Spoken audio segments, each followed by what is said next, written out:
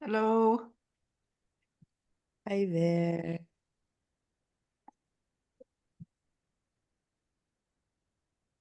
I have to leave early today. Okay, well, thanks for letting me know. There's always a recording. Uh-oh, you still sound. I know. I sound worse. Oh, I've been I've been coughing and I sound congested for 2 weeks now. It's like, ugh. But anyway, hi everyone. Hi. Sorry you're so Um, sick. no, I'm not I'm not sick. I had COVID 2 weeks ago now, but although I stopped feeling sick a while ago, I just have this lingering pain. Anyway, I'm having a hard time with sound. Are you guys hearing like an echo? I was. Trying to figure. Hmm, what is this thing? Let me disconnect the audio and start again.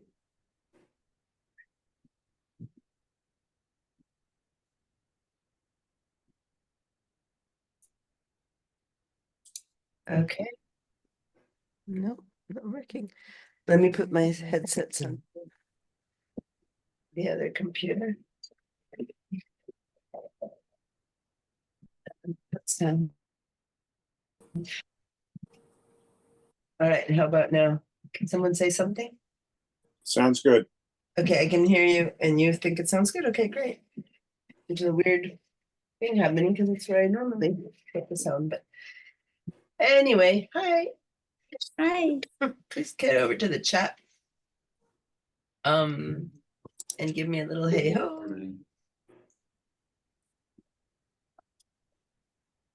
All right, this is in my way now though.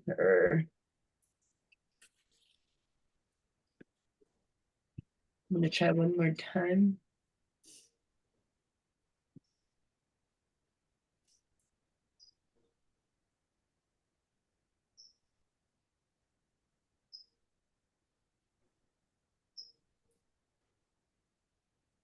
Okay, I just changed something else. Can you hear me now? Yes. Okay, good. All right, there we go. So yeah, I might sound feeble, but I'm okay. It just sounds horrible. I'm kind of lightheaded and tired easily. I guess that's all the leftovers, but I'm not sick. I'm just like sounding bad. Oh well. Um, so um, let me see. Hi, Grace. Hi, Diana. Nice to meet you. Yeah, nice to meet you too. Let me see who else is here. Rebecca and Rachel. Hi, guys. Dorothy, Dot, Ed, Alan, you're on TV. And Shelly. All right. I like that little TV thing. I don't think I'd seen it before. Anyway, so let me just interrupt for a second because the rest of you guys are people who've taken my classes before. Grace, did you get a chance to watch the class recording? I can't hear you. Can you unmute yourself? You're muted. You're muted. I hear you mouth moving Oh, and I yeah, can't. yeah. There we go. I can get into the VM view. No, but the class recording, I sent you the link to the recording of all of last week's class. Did you see that? Did you watch that? I saw that. Yeah. Okay. And the VDI issue, yeah, she's getting into VDI and then it doesn't connect. So since I can't do anything technically about that, you saw at the bottom of the welcome email the phone numbers for the VDI. Oh, where did you go? There you go. You Uh, saw the phone numbers at the bottom of the email that I had the tech support numbers to call them. no, I didn't call them. No, but it was yesterday I mentioned that you should call them today. Can you try to call them today? No. Okay. So I'm gonna show you the email or post the numbers in here. Because let me share my screen. Um,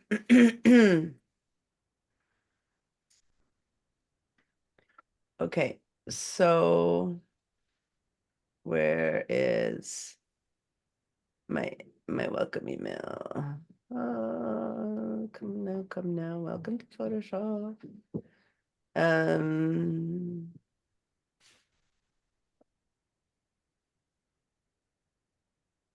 something I sent, give me a sec, I don't have it handy other than having to look at where I emailed you in the past. Welcome to Photoshop. Okay, so if you go to the email, Grace, where I gave you the welcome to the class, at the very end of my email, I have this here, and on Friday, they are only open from 10:30 to 1:50, so they're not open yet. Here's the phone number. I'm gonna put it in the chat.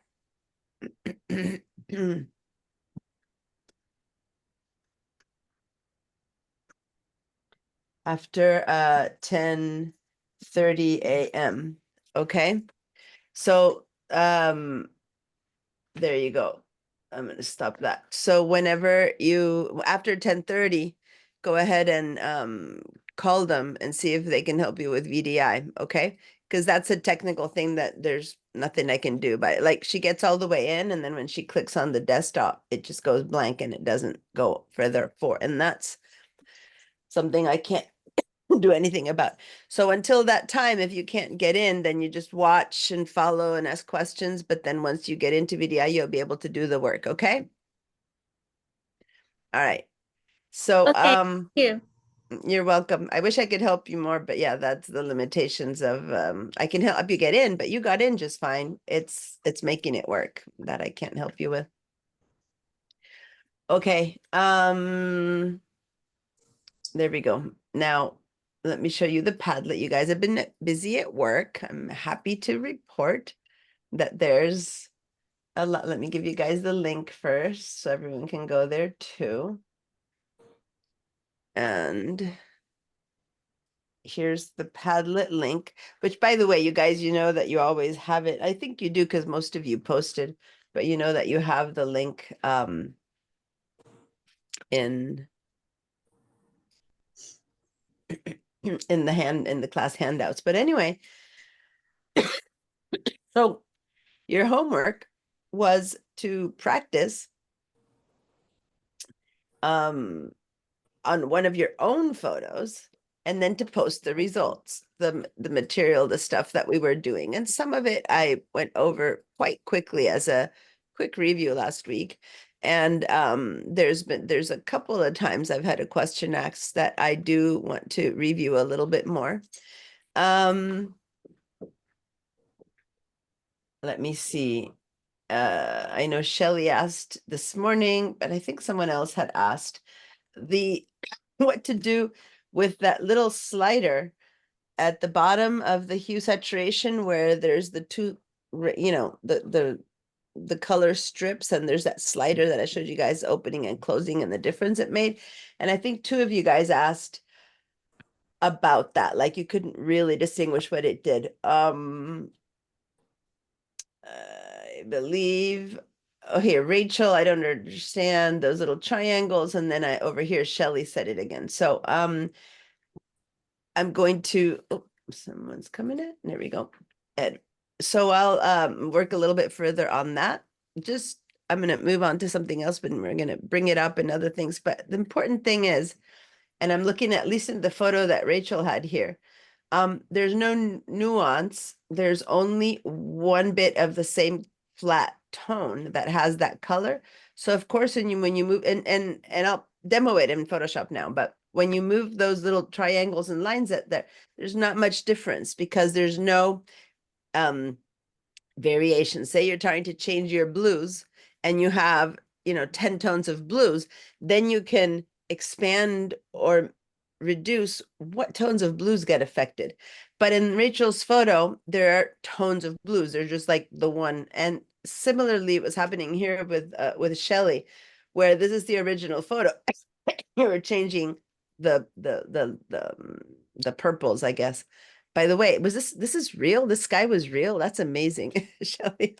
That is real. That's a big lightning bolt that I took and it turned Wow. the sky light blue like that. It was weird. That's incredible. Yeah, you said original photo. I'm like, wow. But there's not that variation. There's darker here and there's lighter, but it's not like there's many other versions or tones of that purple. So when you jiggle those things around, it kind of affected a little bit. You can see here it all went blue, and here when you moved them around, it affected a little bit more or less, but not to a huge extent. So it has to do a bit with the photos you guys had. Imagine that I have over here, I have a photo that Ed posted. Is this or is original? How many tones of green do you see in this photo? Hues of green, not so much tones, darker or lighter, but types of green. I mean, we're in California or wherever this is, Utah or something like that. Basically the desert. There's not many tones of green here, right? I mean, there's some lighter and some darker, but pretty much it's the same hue, a bit more. So if you try to affect the green tones of this image, to reduce or to expand it, it wouldn't be that much of a change. We're just imagine if over here in the middle of this, there was one of those bear boxes, like a dark forest green, or if there was a little new plant growing, which would be a bright, you know, really bright green or something like that, or a green car. Greens that would be different enough from these, then there's this whole spectrum of greens that with those little triangles, you would reduce and have it affect maybe only the bushes or only the trees and not the others. Does that make sense a bit what I mean? Like, I'm going to open a photo that has tons of other stuff and see if we can figure it out. But anyway, this is the original, and then over here, look at how much greener his greens are.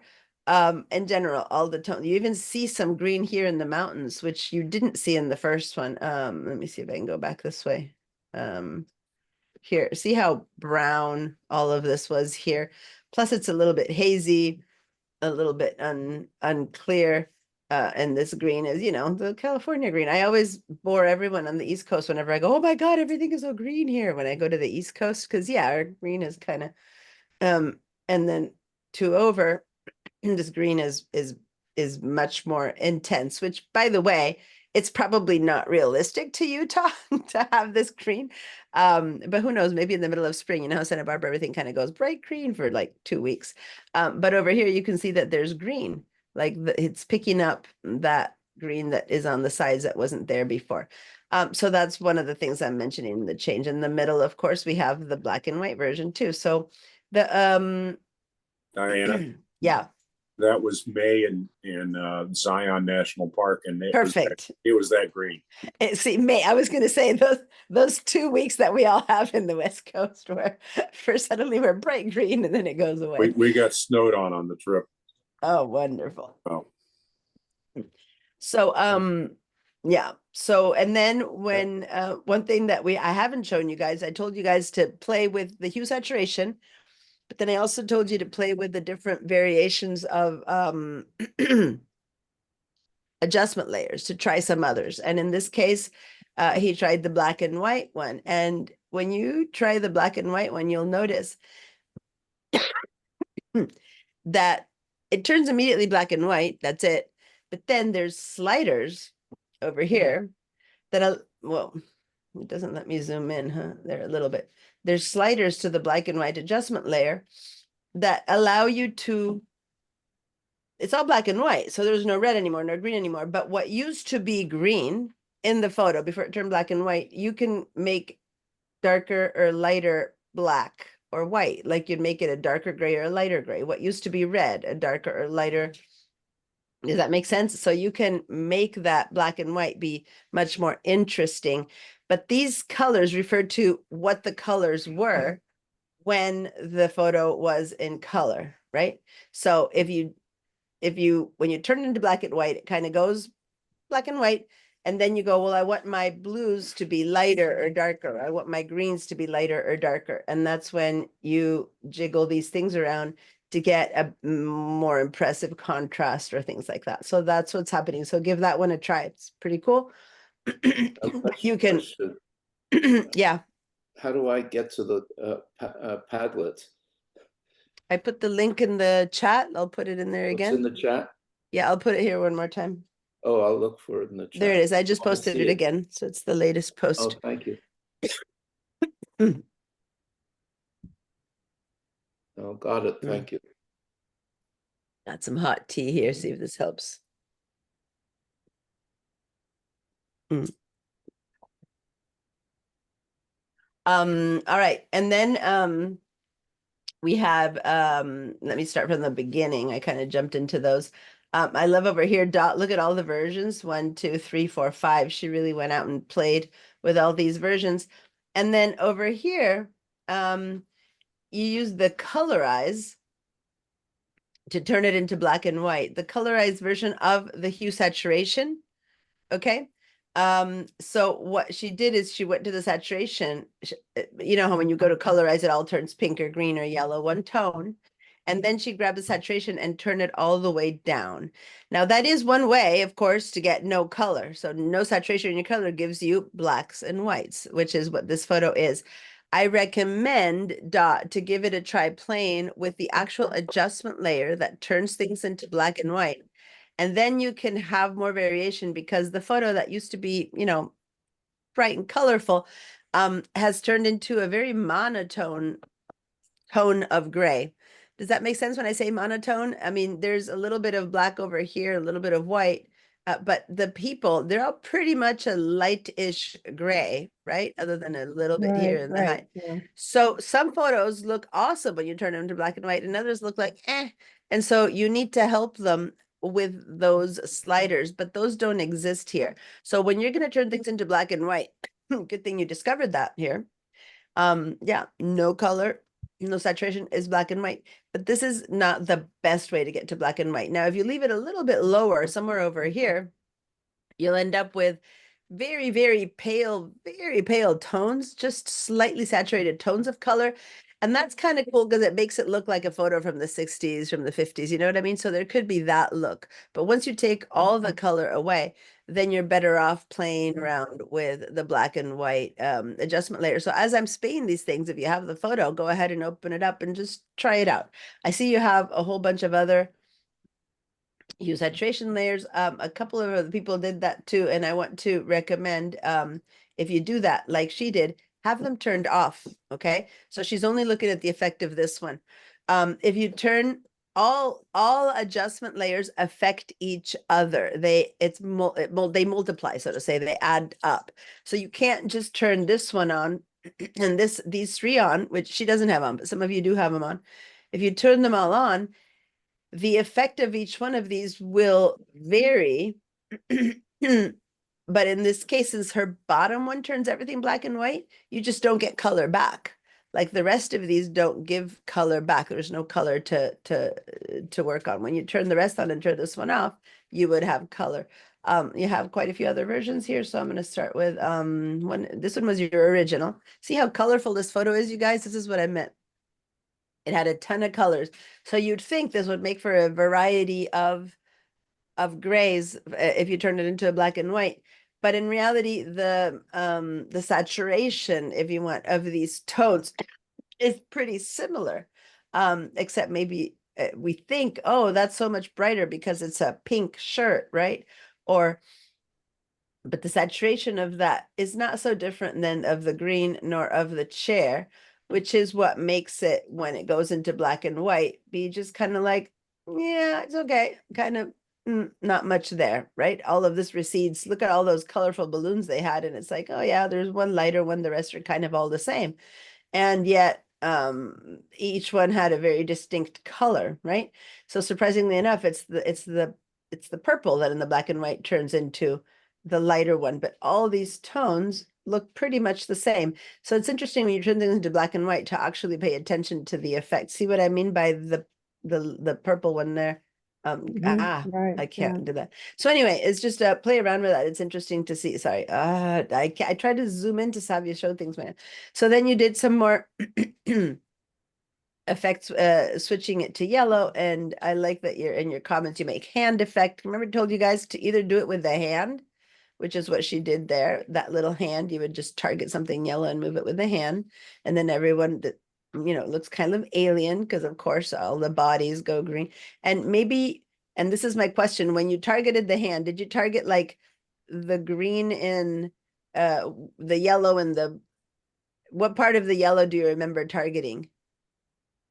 When you put the I think hand, I where was did you actually working on grass. The on grass. grass? Because the grass has a lot of yellow. So here you are trying to make the grass different. And what happened, and this is an example of this, that we discovered that their skin had a lot of yellow too. Our skin has a and lot of the yellow and a cake lot of had- red. The What's cake that? had a lot of yellow.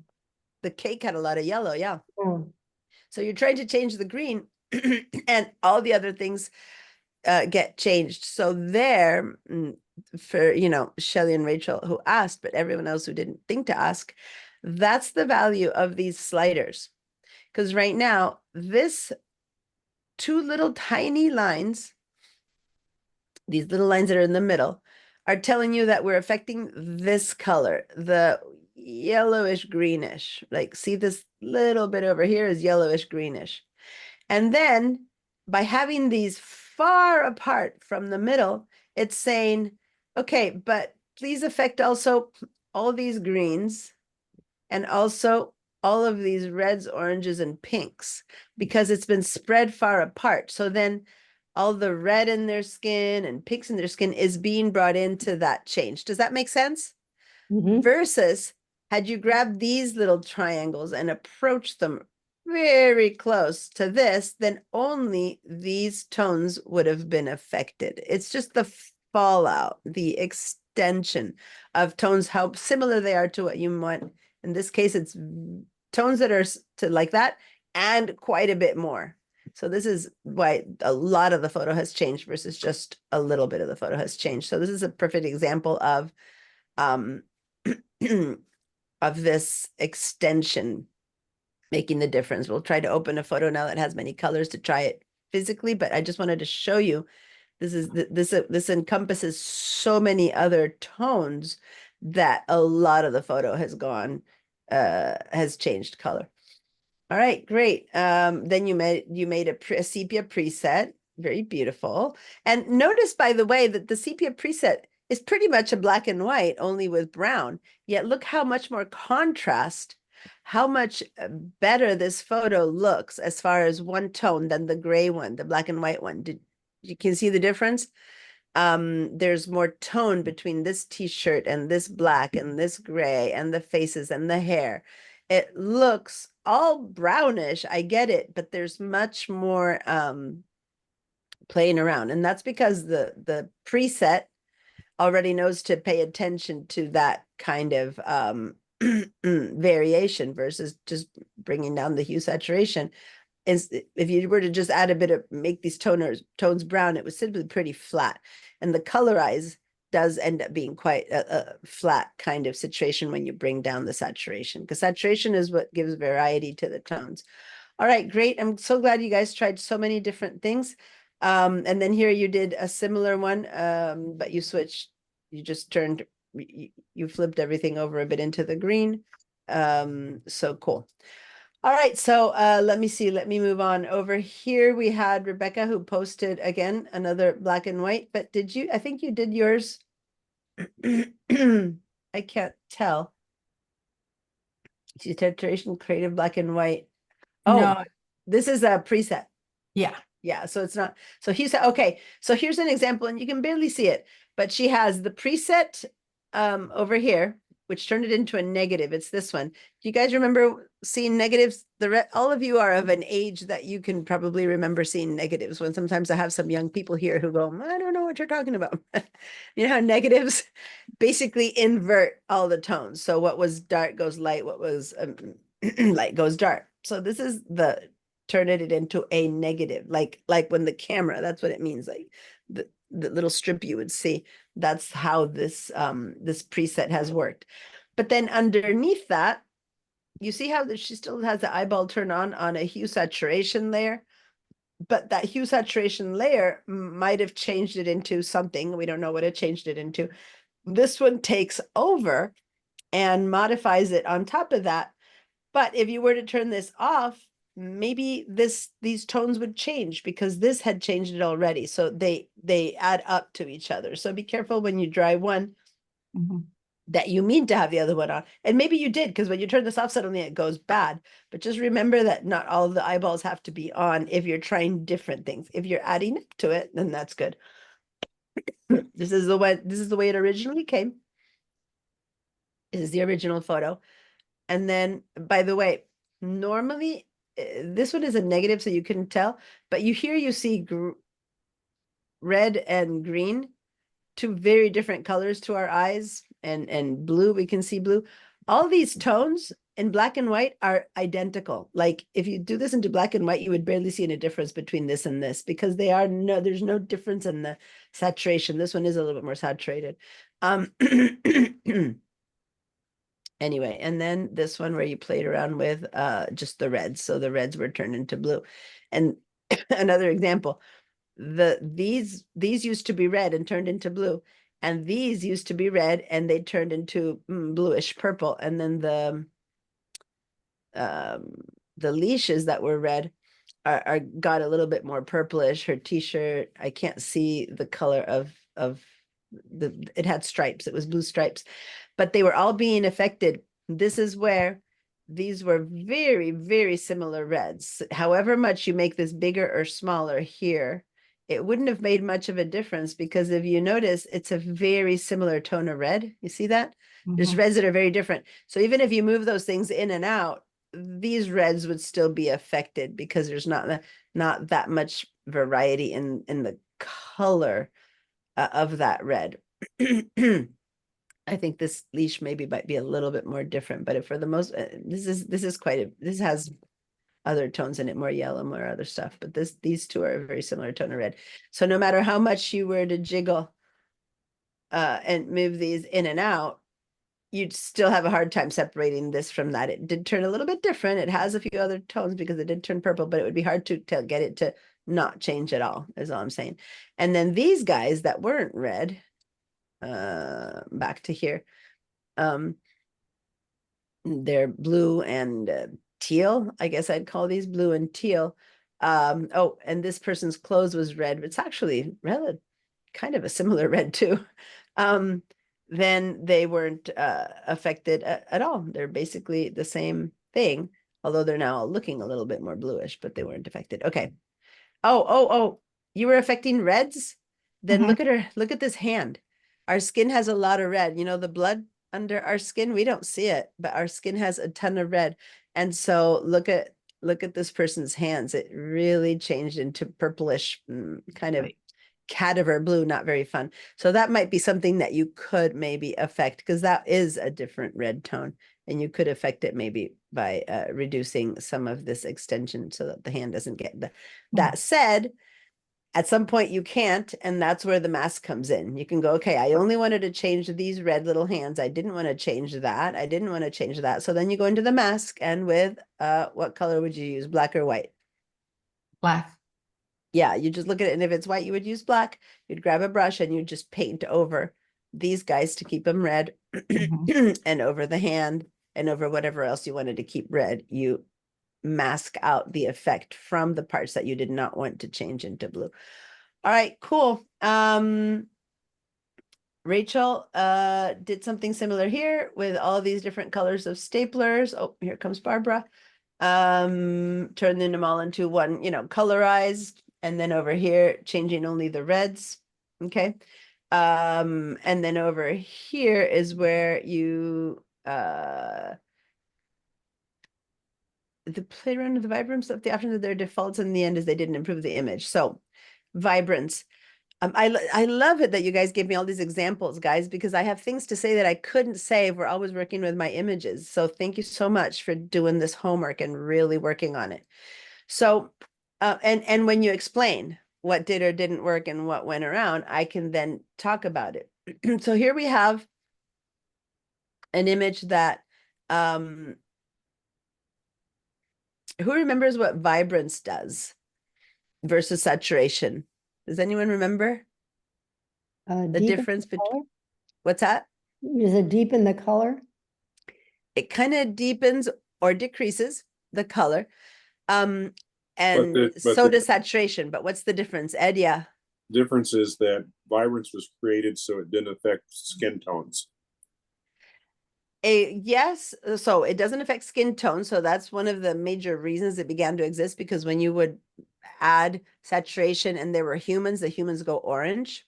So yeah, that's one great feature of vibrance. But there's one other feature of vibrance, which it tries to equalize the saturation of all the tones. So it only affects the tones that are less saturated and not the ones that are already saturated. And if you notice this image here, all the tones, they're different colors, no question, there's different hues, but the tones are equally saturated. Does that make sense? Yeah. It's not like one is kind of colorless and the other one needs more intensity. If I had gone to say this one, maybe to do vibrance, then maybe had this been like a faded denim, it would have turned into a brighter blue denim. And had this one been the bright pink that it is, it wouldn't be touched. Like only this color would come up or this one would come up and this would stay the way it is. So vibrance equalizes saturation, bringing only the least saturated colors up to the level of the more saturated ones. Does that make sense? Yes. So while there's variety in this one, there is no variety. I think it moved over here now. There's no variety in not the colors now, but in the saturation level here. So when you played around with vibrance, it didn't seem to improve or make a difference. Does that make sense? Does that comment make sense in this photo? You guys get it? Because there is no color that's much weaker, so to say, than the others. Now you'd think, well, this is gray, it doesn't have color. No, its color is gray, but it is equally saturated as the other tones. Cool. And then over here you have a adjustment, a colorize setup, and then here we moved it. Okay, this one just turned green. Okay, so there's not much. This one is when you move everything around and the sky that was blue turned pink and this turns green. It's just like boom, the whole slider changing. This might be interesting to try on this one. When you try, okay, here's the thing. Look at this image. A whole bunch of adjustment layers all turned on. When you have an image that you've done hue saturation and curves and levels and hue saturation again and brightness and levels and hue saturation again, and there's two levels, hue saturation, they're all working on top of everything. If you were to look at this, the effect here isn't the last one. It's the cumulative effect of all of them that are working in here. If you were to now go and suddenly turn off the levels, everything would change again. And you were really happy with what you got with that green, but by turning one of these off, suddenly everything changes. I mean, as long as there was enough of a change in there, because it was in the middle. It's like you mixed 5 colors to get to a final one. That's the final effect. What you're seeing is all those 5 together. If you were to suddenly, if you could, and paint, suddenly take out the yellow, the whole color would change, right? Well, that's the example of having all these different things turned on one at a time, which if you're doing it on purpose, that's great. If you're not doing it on purpose, then be careful, because if you love this effect, this also went into creating this effect and this. And so now you're stuck with all of them together having to affect this thing. Okay. It's, imagine you put on, you're looking at the world and you put on some pink sunglasses. Everything looks pink. But then if on top of that you would put on blue sunglasses, it wouldn't suddenly all look blue. It would look the combination of pink and blue because you're looking through both of them. Does that make sense what I'm saying? and then you take the pink ones off, then everything would be just blue, right? So when you have both of them on, you'd have a different effect. Not only that, but if you were then to put the blue on first and then the pink ones on top, it would be different than if you had the pink ones on first and the blue ones on top because of what's being prioritized. So that's what happens when you have a ton of different things open. Was this the original? No, here's the original with just one layer of hue saturation. Okay. By the way, was this the original darkness of the whole image, or was this more, did you lighten it up, or was this more natural and the other one was darker? Shelley? Oh. Oh no, I've been Sorry, talking. sorry, yeah. what was that question? Which one was the original color of the background? Was it this one? But you have so many different layers that I can't tell versus this one No. where you don't have any. So it seems like this might be more I just original. posted the original while you were talking to Dot, and it looks like it disappeared. So I don't know what happened. Oh there. no, here it there. is. There's the original. Yeah. So there you go. So it's pretty dark. Okay. And I could tell because on the one that was dark, you didn't have any levels, but then on the other, for some reason, sometimes some people I need to approve the post, which I never have to almost to anyone else. I just have to approve that one. That's probably weird seeing it. So all of this darkness in here that we can't see is what she over here lightened it up, and it looks amazing. You couldn't see anything in there, and that's the levels over here and the curves. These 3 levels and curves affect the tones, and that's probably what lightened all that inside stuff. But yeah, I could tell over here that it must have been these, because in this one there's no levels nor curves. There's just hue saturation. All hue saturation does is change the tones, which means that this was still the original color of the photo, but I just wanted to confirm that. Okay, great. Let me see. Grace, I believe this is yours. And over here, I also said who posted this. See how your name is not here? Grace, are these 2 yours? Yeah. both. Okay, so let me just show you how to make sure that your name comes up on top. Over here, you wrote from Grace, but here you didn't. Go on your own, go over here where it says edit. I'm going to do one of them to you for you. You click here, like when you hover over it, you can edit. And then up here where it says subject, I'm going to put Grace in this one Oh, okay. and then say update. Okay, just now you try- go do it to this one. Fine. Okay, you go do it to that one, and then that way I'll know who posted it. Okay, Okay, great. thank you. You're welcome. And then I think that's kind of it for variations. Here are the originals of the 3 that you had worked on. Have I forgotten? I try to find things to show, and then these are like the rest of are working with the colors that my photos and stuff. So that's great. Okay, awesome. Did you do anything to these, Grace, or is this the original photo? Yeah, you don't have Photoshop yet, right? So Yeah, you I don't have okay, Photoshop. that's great. Well, thanks for posting then, and we're ready to go. All right, so basically, we were learning about those little sliders, affecting them, hue, tone, saturation, the differences, and that kind of stuff. So let's head over now. Oh, and by the way, I have photos finally in the to download. So let's everyone go and download all the photos. And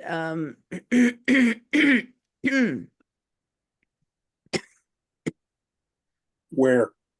yeah, I'm heading over here because there's I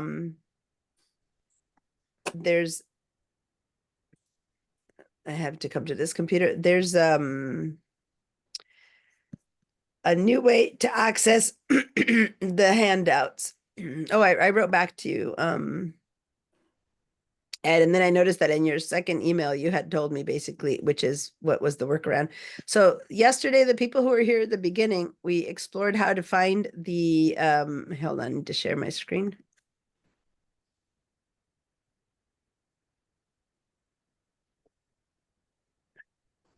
I'm sharing over here. I forgot to stop sharing from this computer. Okay, here we go.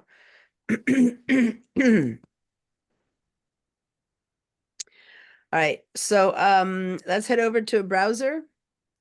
And now when you get into SBCC, you are in a different spot. So let's go ahead and open up a new tab. I need to move some of this. Wow, on this computer, I cannot reach up. Let me see if I need to move something, guys. Give me a second. Where did I put this? Okay. Oh, I'm not getting you too dizzy by moving around. Okay, so let's go to sbcc.edu. Oh, I did SABCC. That doesn't work. sbcc.edu. And now when you get to sbcc.edu, the portals have changed. In the past, you used to have a big old P over there. By the way, if you get this whole like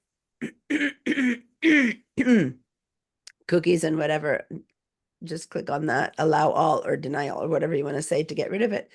But then the big old P is gone. And as Ed rightly explained, this is almost impossible little jigamarole there, but that's the My SBCC. I mean, you can't even see what it says, but that there is what we need to click on now. So I'm going to click on that thing, My SBCC. And that's when it's the equivalent of getting into Pipeline. And so then we put in our password and our information, and we get into the My SBCC portal. Once you get accustomed to it, it's actually a lot better. It was really hard to find stuff to get to things in the past and stuff like that. So the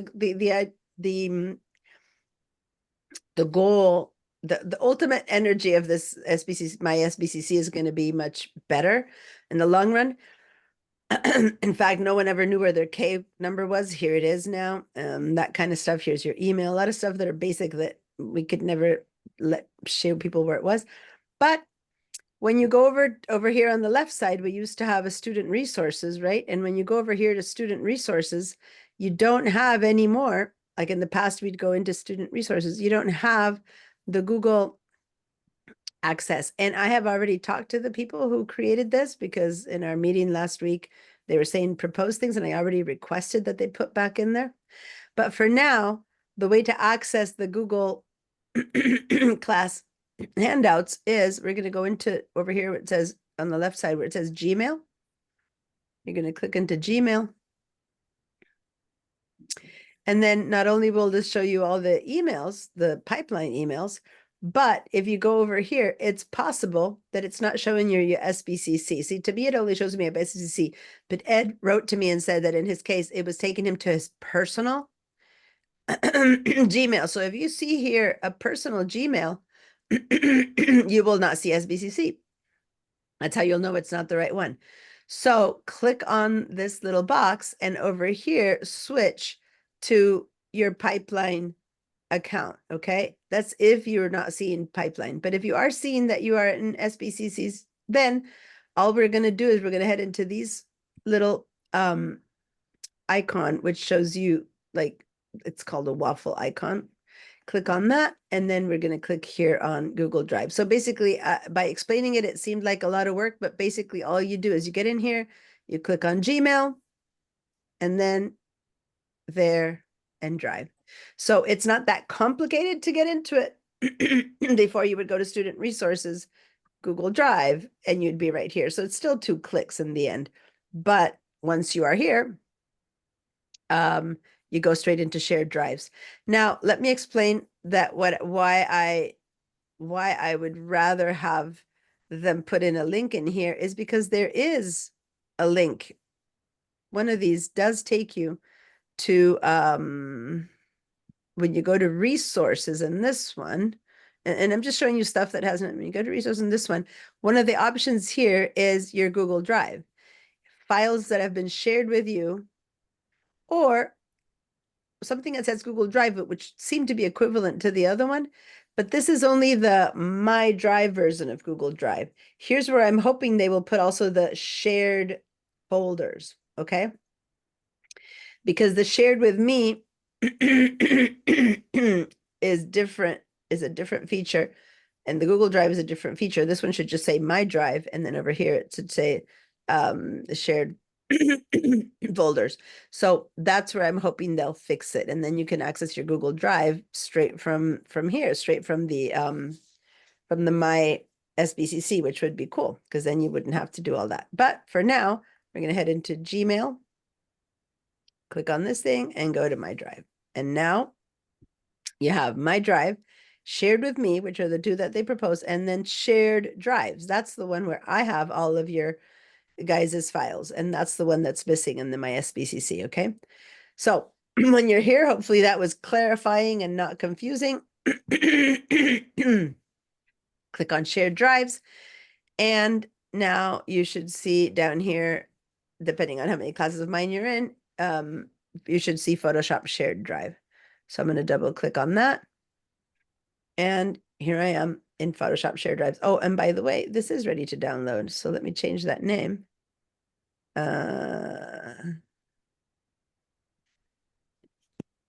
Download. Okay. So last week we came in here and we downloaded and we only had 3 files. Today we're going to download and there's a ton more, but don't open it. What I mean by don't open it. Oh, by the way, some of you guys are seeing it like this when it looks like that. Okay. And this is just whether you want to see icons or whether you want to see by name. Okay. So you have an icon like this in yours and you can switch to seeing it as little drawings or as little names, but whichever way, this top folder, I don't want you to open it. But in case you did, some of you did, and you double clicked, then you're inside of it and you're seeing images like that. That's great, but that's not what I need because you can't download them from here. So if this happened to you, go back to up here to the word Photoshop Shared Drive, and then this thing that says Fall 2024 Photoshop, or it looks like that. Either way, the whole folder is what you want to download, okay? So now, yes, you can right click and say download to this. Or you can go over here to this little arrow that points down. That's also download. Or since this is selected, you can go over there. There's so many places to download from. I just like to right click and download. So once you say download, if you've never downloaded a bunch of files, since there's a lot of files, you might be getting a message here that says from Google, it's from your computer saying, allow Google Drive to download multiple messages or something like that, because it's like, are you sure this is kosher? You're supposed to say yes to that if you're getting that message at all. And other than that, here it'll say preparing to download, and it'll tell you that it's downloading. And this folder is downloading into the downloads folder of your computer. Okay. So what we're going to do then, there it is, boom, it's finished downloading, or it started to download, it's coming in. For those of you who have Safari, you can see it going up there. But what we're going to do now that it's downloaded, we're going to head over into Bridge. We're going to go to Bridge. And we're going to find our files from here. So now, when you've done downloading, please go to Bridge. And when you're in Bridge, give me a good old yes. Remember the yes, no, share, raise your hands tools. We're going to go ahead to the reaction tools and we're going to say yes, which is the green check mark, meaning you downloaded them. And open Bridge. So once you have downloaded and open Bridge, you haven't found the files yet, maybe that's fine, but I want you to have open Bridge. So give me a yes when they're downloaded and when the files are open. So Grace, let me check in with you. Do you only have an iPad to work with? Do you have a computer as well? I have my iPad. Do you have a full-on computer or just an iPad? I'm sorry. An iPad is not the same as a computer. So do you Yeah. have like a Mac or a Windows computer or just an iPad? Just the iPad. Okay, so then, yeah, you're going to have to do this all inside of VDI. And if so, you don't need to download these because your computer will, through VDI, you're going to have the files. Anyone who's on VDI, the files exist inside of VDI already. So it's still not 10:30. So for now, you can't do anything about it. But yeah, there we go. Okay. Okay. I was just, because if you also had a computer, then you could begin to download them, but no. All right, I'm not seeing yeses everywhere, so Dot and Alan and Ed, have you downloaded the photos and gotten up to Open I Bridge up? downloaded them, but I can't find them. No, that's fine. Oh, I'm gonna no, I think tell- I found it I'm gonna now. tell you how to find them. Okay, so here on the left side, we're gonna head over to downloads again. Okay, some of you are in this word folders. If so, you can also get to downloads there, but I recommend heading over to favorites because I want you to make a little shortcut here. I had made a shortcut to the one that we did the other day, which was just for photos. Now go back to downloads. And then over here, if you have a lot of things in the downloads, you can actually go ahead and change them by file name and find them that way. Or if you go by date created, since you just downloaded it today, it's kind of cool because then you can scroll all the way to the very bottom and there it'll be because it's the last one that we just downloaded. I found them. And then over here, I'm going to grab that folder. Don't double click into it. If you do, once again, you're in the files. That's not what I want yet. So if so, back up and go back to downloads. Okay. Like what I need you to do before you open them is the folder itself. I want you to select it and drag it over here. Over here means in the favorites. And so that's the folder we're going to do. And now I'm going to go ahead and remove the other one. And now I'm left with, so for those of you who had the other one, what I just did is I right clicked and removed the one from last week. And now that I have a quick access to it, when I click on it, there it is. These are the class files for now. Okay.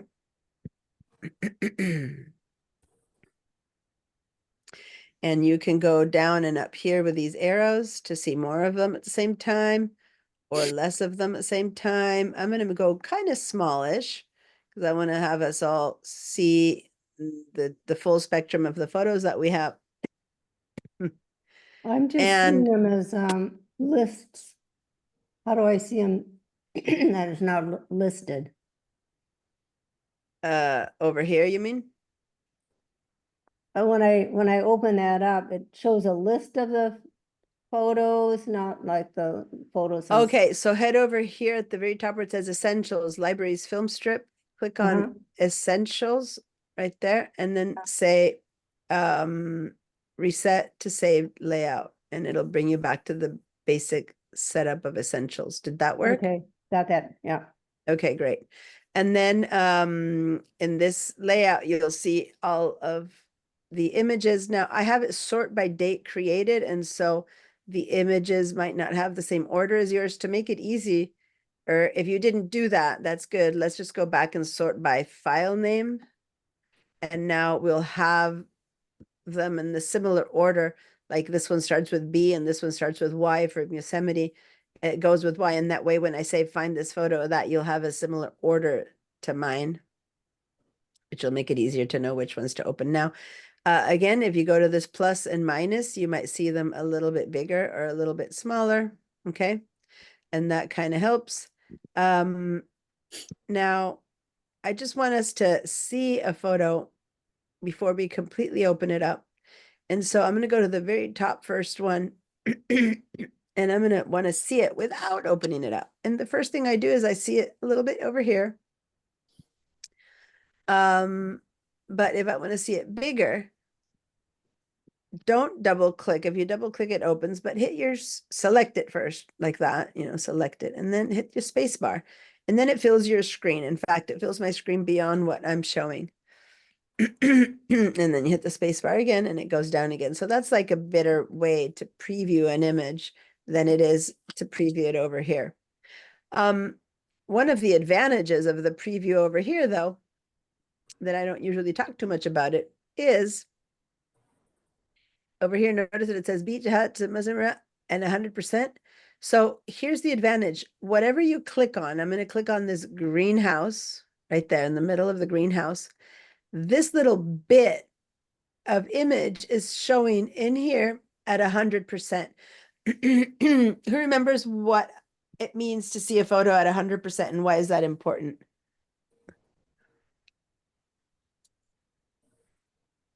You see more pixels. You see not more pixels, but yes. Anyone else? When we open Photoshop, the first thing I always tell you to do is to go look at the image at 100%. Why would I say that? Does anyone remember? Let me let Vince in. Here we go. Any memories of why 100%? Anyone gonna give it a try? It's okay if you're wrong. All right. Well, when I open an image, it's going to fill the Photoshop screen. That's what it's going to do. And when you fill a Photoshop screen to the biggest that it can, you fill a Photoshop screen, it might or not give you a full 100% version or a reduced version. Most of the time, it's going to be much smaller.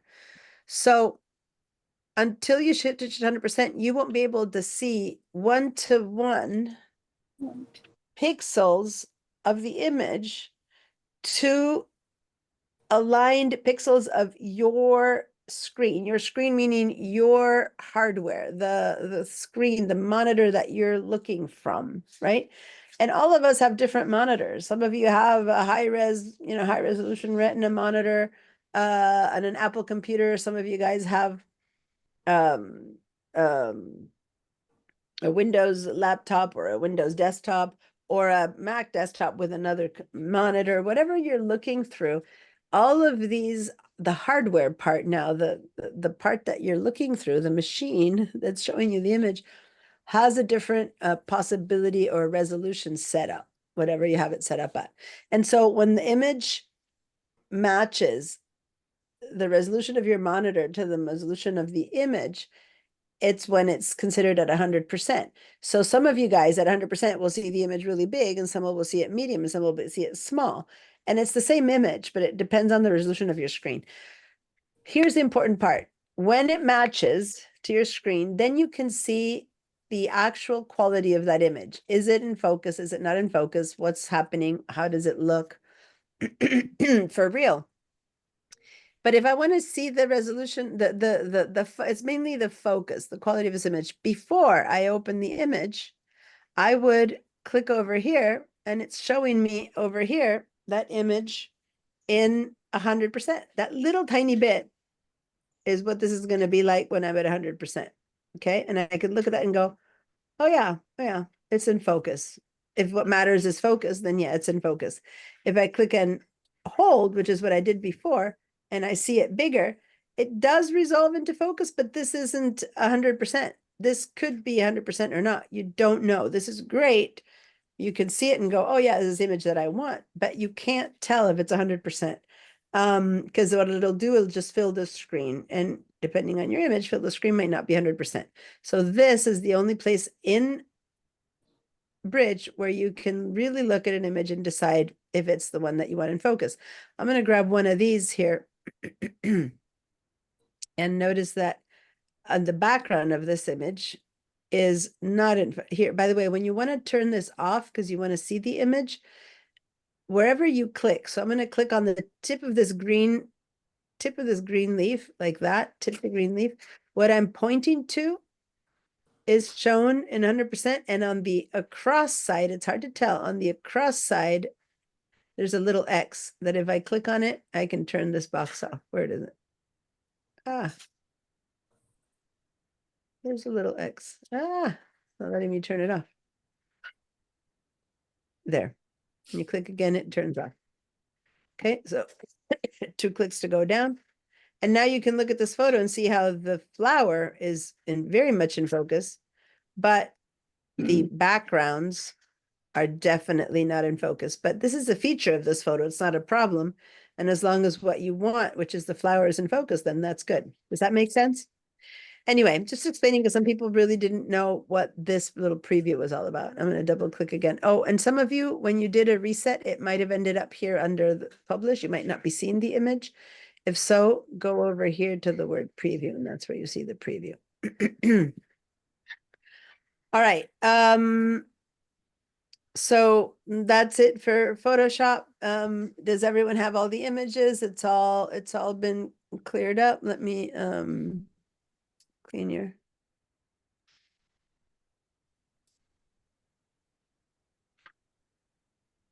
Clear your feedback. Okay, so the only one who shouldn't have the images yet at this point is Grace. Everyone else should have them. If you're all good with that, I'll keep going. When I'm trying to move something out of the way. Let me have some more tea. Ah. Diane, can you hear me? Mm-hmm. The bottom of my screen on the React, all I have, oh, there we go. They finally came up. I wasn't, Well, I'm on my download fall 2024. I only have 7 files. I guess I'll have to go back and do it again. Maybe, yeah, you interrupted the download or is still That was downloading. fall 2024 Photoshop class files. There should be 38 items. Okay, I'll go Um, back and do it again. give it another try and it'll try to override and say, yeah, and see if it downloads all 38 items. I won't use all these photos today. What I did this week is I set up images. I have 2 versions of Photoshop setting up in the fall. I have this one Friday mornings. We'll meet for 6 weeks and then I'm starting an evening or afternoon, I think it's evening version, that starts after this one is over. So I put a whole bunch of images in here. As you all know who take this class, I use different ones for different examples. But when I'm done with the class, when you're done with the class, if you don't need these photos anymore, please get rid of them. Go into any other time you've taken this class, go into all those folders you've downloaded and right click and delete the whole folder because unless you want to practice, there's a lot, I send you some DNG files. I put some good stuff in here that's big and that will take up space in your computer that you don't want to keep forever unless you want to play with them, but then keep the ones that you want to play with. All right, I had stopped my share because I thought you were going to be sharing something. So let me go back to sharing and back to Bridge. Okay, so over here, one of the things that I wanted to show you was, where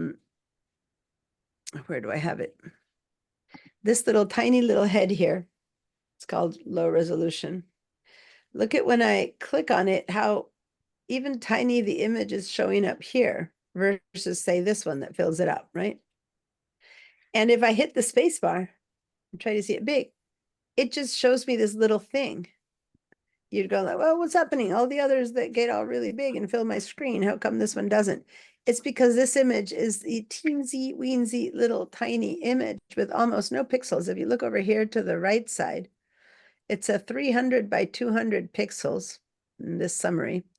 That's so tiny. It's like a little thumbnail on a web page, like one of those little tiny thumbnails on a web page. It's very, very small. As opposed to when you click on this one, it's got 3000 by 4000 pixels. I mean, bazillions more pixels. Many of you are already familiar with Photoshop. Grace hasn't yet used Photoshop, but the rest of you have. And what happens here is that depending on how many pixels you have in the image, okay, you're all veterans of this class. What does having more or less pixels mean? What's the first thing that it means? Who can tell me? Like this one has 3000 pixels wide. This one has 300. What implications does that have for this image in the short or long run? You can enlarge it. Enlarge it in what mode? Like if you do what with this image? Because I can enlarge it here on my screen bigger or smaller. Is that what you mean? Well, that and print. Exactly, print. It matters to printing. Okay, so if I have 3000 by 4000 pixels, I know that I'll be able to print this pretty big We don't know really how big yet. That's fine. Maybe it's intuitive. Just know that that amount of pixels will give you a pretty big photo. If I click on this one, 300 and 200 pixels, this is not going to print as a big photo. It's to have a good image. Again, calling upon the class's big amount of knowledge. How many pixels do I need to fit into 1 inch in order to get a good quality photo? 300. Thank you. You guys are a very quiet group. I would like to hear a chorus of 300. Thank you, Ed. So how many pixels does this image have already? 300. So with no more ado, I can know that this pixel is going to print only at 1 inch width, if I want it to be good quality, by less than 1 inch tall. Does that make sense? Yes. Yeah. If I So it's a print pa- it, A passport picture. yeah, it's like, yeah, this guy's like, can I go to China, please? So this is gonna be no bigger than, if I try to print it at good quality, it'll be no bigger than 1 inch by less than 1 inch to print it at 300 PPI. Yet over here, it says that it's at 72 PPI. And here it says 72 PPI as well. This is like the little summary. So if I actually look at the dimensions in inches, it tells me that I have a 4 by 3 image, 4 inch by 3 image, by 3 inches. And this is only because it says that the resolution is 72. So this means that if I only take 72 of those inches, of those pixels, then I have about 4 inches worth of image. That is not true for printing, but it is true it could be true for a screen. But let's click on this now, again, the space bar. And this image that I'm seeing right there, if I were to grab a ruler right now and try to measure it, it might be, depending on your screen, again, it might be about actually the image that you're going to see if you try to print it. But it's definitely what it's going to be on the internet. It's going to be this tiny little thing for my screen. For you guys, when depending on the resolution of your screen, when you click on this and try to see it, you might be seeing it about yay big or yay big. It depends, because it depends on the actual hardware that you're looking at through. Okay. So one thing I'm going to teach you today in this class, not today, is how to make this image be much bigger. There's a new feature in Photoshop. Well, new, I don't know, it's been there for a while, but I don't think I've shown it to you, where you can duplicate, triplicate, quadruplicate, whatever the amount of pixels in this image, in Photoshop will refigure it out. And then it could turn into an image that we could print. Whereas right now it's unprintable. It's completely unprintable. And for years, the whole point is if it's too small, you can't do anything about it. You can't print it. Now we're going to find out that we can. This one, on the other hand, is a humongous image. And not only that, but when you click on it, you see these little sliders that are appearing over there. Who remembers what those sliders mean? Oh, where did you point? What's up? Where did you point? I'm pointing to this. Let me make this a little bit bigger. It's on the L. It's called Log House, and it's right next to the bird head. Okay. Who remembers what those little sliders there might mean? Let me get it even bigger so you guys can see. The sliders don't change size, but those little icons there. Does anyone remember what that means? No. No, Thank you, Barbara, for vocalizing what everyone is feeling. And thank you, Ed. All right. So first thing I'm going to look at is I'm going to look down here and go, what kind of file is this? And I'll go, oh, this is a DNG. Stands for digital negative. Does anyone remember what a DNG file means? it's a raw file that's under a protocol created by Adobe. Yeah, it's a raw file. What that means is it's a file that when you took the picture in the camera, the moment you clicked, your camera can save a photo as a JPEG or as a raw file. But each camera model brand has its own extension. So everyone in the world uses JPEG. And it's a compression format. We're going to learn more about that one. But for years, every time you've clicked your camera or your phone, what your camera and your phone have given you is JPEG images. That's the file format that we've had for eons. Now, for many years now, if you have had a camera that's more professional, a DSLR, if you have had some of the more advanced phone, in the past it had to be the more advanced phones. At this point, any phone that's within the last, I'd say 5 years, or cameras that are DSLRs, the people who have little point and shoots, those still can't do RAW. But as soon as you begin to have either a newer phone or a let's call it more professional, although not everyone's a professional who has a big camera, has the choice to save them as a RAW file.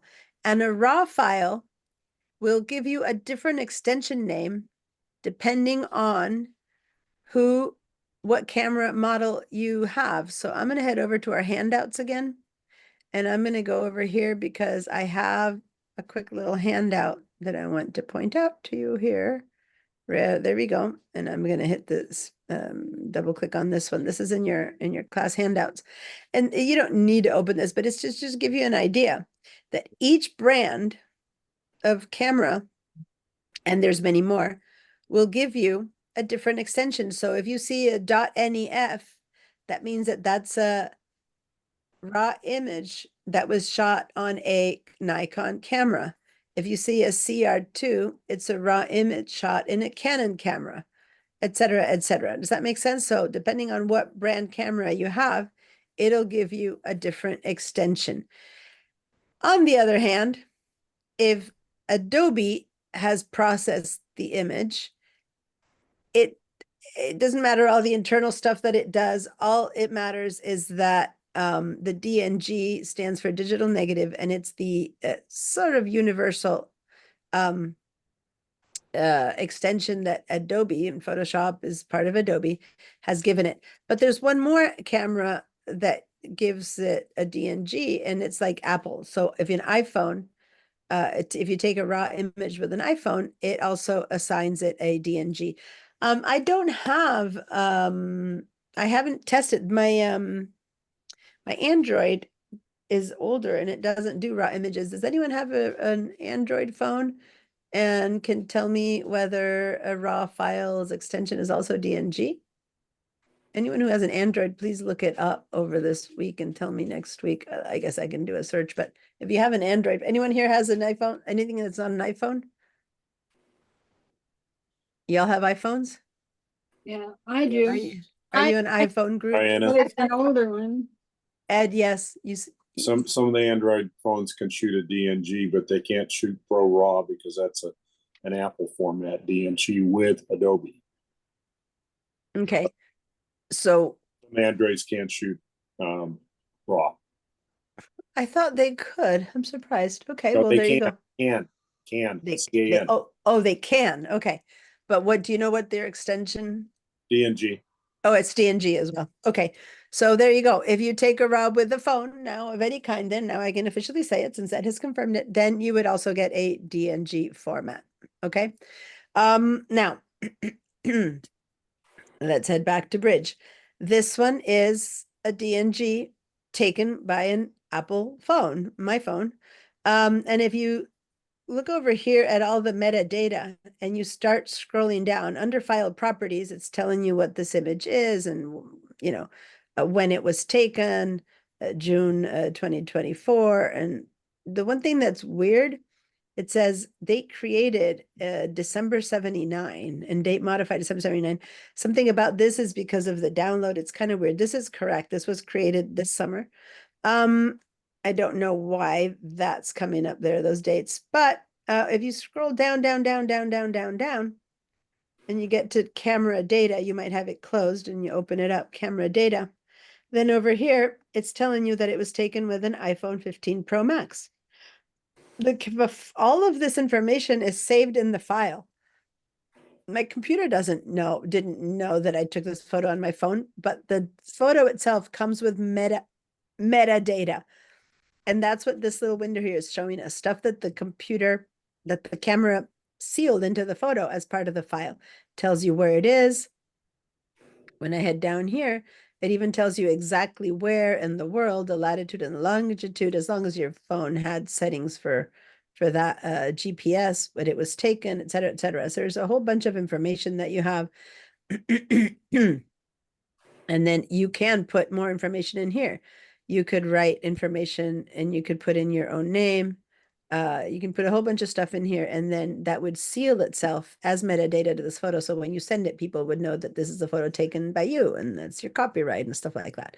But the stuff that the photo has automatically is all of these properties that we're beginning to look into.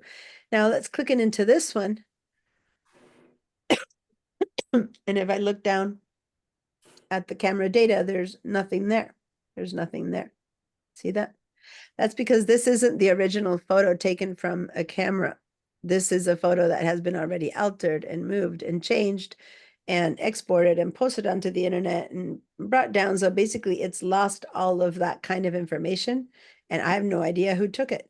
It's something that I just downloaded from the internet, but it still does have some basic information, which is how big it is, what size, how many pixels it has, that kind of stuff. So usually the stuff that's always there would be the stuff that's at the top.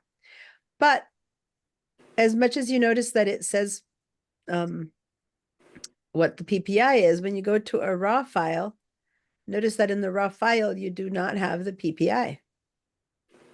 Over here, it does not tell you that PPI versus this one, big or small, all of these give you an idea of their PPI, right there. I'm clicking on all these things all around. And then as soon as it's a raw file, there's no more resolution data. The idea is that you are at a completely open to doing whatever you need to do with this photo. Raw file, the camera has already processed it a little bit, compressed it a little bit, done stuff to it, made it warmer, made it less warm. And all of that has been processed by the camera, but a raw file has no processing by the camera or otherwise. Back to this little jiggle over there. This means that it's already been processed in Photoshop by the raw camera raw filter. So if you do not see this, it means that it's raw and it hasn't ever been handled. But if you see that, it means that it is. Now, what I want us to do is to right click on this tiny little icon, the sliders that mean that it's been processed in raw. We're going to right click it there. And we're going to go to the develop settings. And then we're going to go over to clear settings. So let me show you again. We're going to right click on this tiny little icon. We're going to go down. Well, I guess you can click almost on any part that's not the image itself. And then head down to the develop settings or up depending on your camera. And we're going to clear the settings. Boom. Now that little thing has disappeared. So this is just as it came out of the camera, and anything we do to this image will be from scratch. Okay. All right. So that's a lot of how we handle stuff inside of Bridge. Here's another DNG. This one is taken. I took it with an older camera. What camera was this?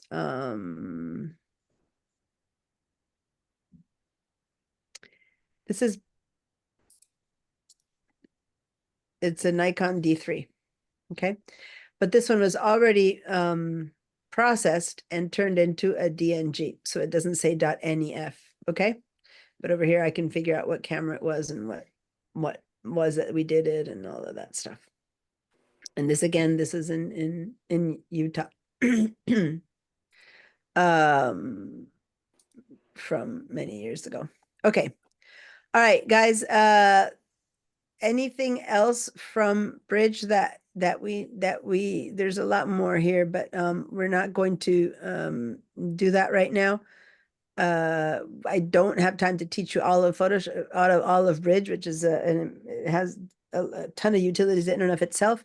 All that matters is that the computer knows if this is a JPEG, Adobe Bridge knows it. If it's a JPEG, it will open in Photoshop. If it's a PSD, it will also open in Photoshop document. And if it's a raw image, it's going to open in Photoshop, but in a specific feature of Photoshop, which is the raw processing engine of the Photoshop. And then here we have something called a PNG. A PNG is an image that's already been processed in Photoshop and has been exported and it could have been processed in something else, not just in Photoshop, by the way, and created a PNG. And that's an image that's also, for the most part, usually ready to go to the internet. I'm going to hit the spacebar on this one. And if you wonder what it is, imagine see this big red door and 2 over. It's a black and white printing instructions. And when I hit the spacebar, it's a photo of Audrey Hepburn.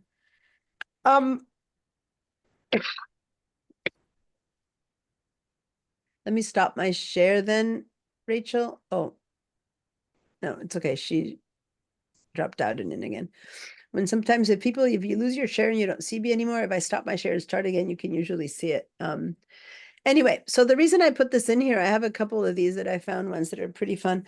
A lot of people think that working with Photoshop is like cheating or something like that because we manipulate our images so much. I just want you to know, I'm a photographer of the old kind, the kind where we worked in, with an enlarger and the dark room and the liquids and all the stuff. And we spent hours and hours and hours doing test bits of each part of the image, figuring out how much time to expose everything. And these are instructions for how to print this so that you end up with this image. Does that make sense? So post-processing, which is what we're talking about, has been done forever. Like post-processing is not new to Photoshop. When you saw this image before, that was not an image that when you clicked, that's how it looked. Photos needed a whole bunch of work. Dodging and burning is what we used to call it, and time and exposure and stuff like that. So, so if you look at this image, notice how dark this stuff is here. And this image is like probably a straight print without any work. And then over here, they have all the timings of what it took to make this photo look the way it looks. All right. Just wanted to share that. And sometimes I forget that, that people think that all of this is new to Photoshop, but we spent years doing that in the darkroom. And now we have the facility, so to say, to do it here in Photoshop. Now we can do much more. We can also composite. So I'm going to start by opening one of our composite images, which is at the very top, the 4th one up, Bizarre Desert Scene, -layers. We're going to open this one so that we can experience a bit what layers are all about. So let's double click on this one. I know many of you guys do know about layers. But I'm going to show you a few extra things. So once you double click on that one, it's a PSD. So a PSD is a Photoshop document, and boom, it opened up in Photoshop.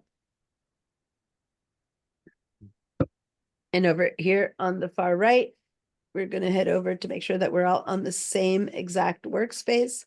So way at the top right of your Photoshop, you'll see this little rectangle. When you click on it, it shows you, oh, it doesn't, let me just move this over to the far right so you can see this better. It shows you all of these different possible layouts of your window essentials. Somehow I lost your screen sharing. Okay, I'm going to stop my share and start it again. There you go. Can you see Yeah, me thank now? you. Yeah, Okay. thank you. Rachel, next time you lose it, say that, because usually when I stop, share, and start again, it fixes it. Okay, that doesn't make you have to leave and come in again. So if you're in Essentials, you'll see a whole bunch of tools. If you are in Motion, you'll see a whole another bunch of tools, including down here we have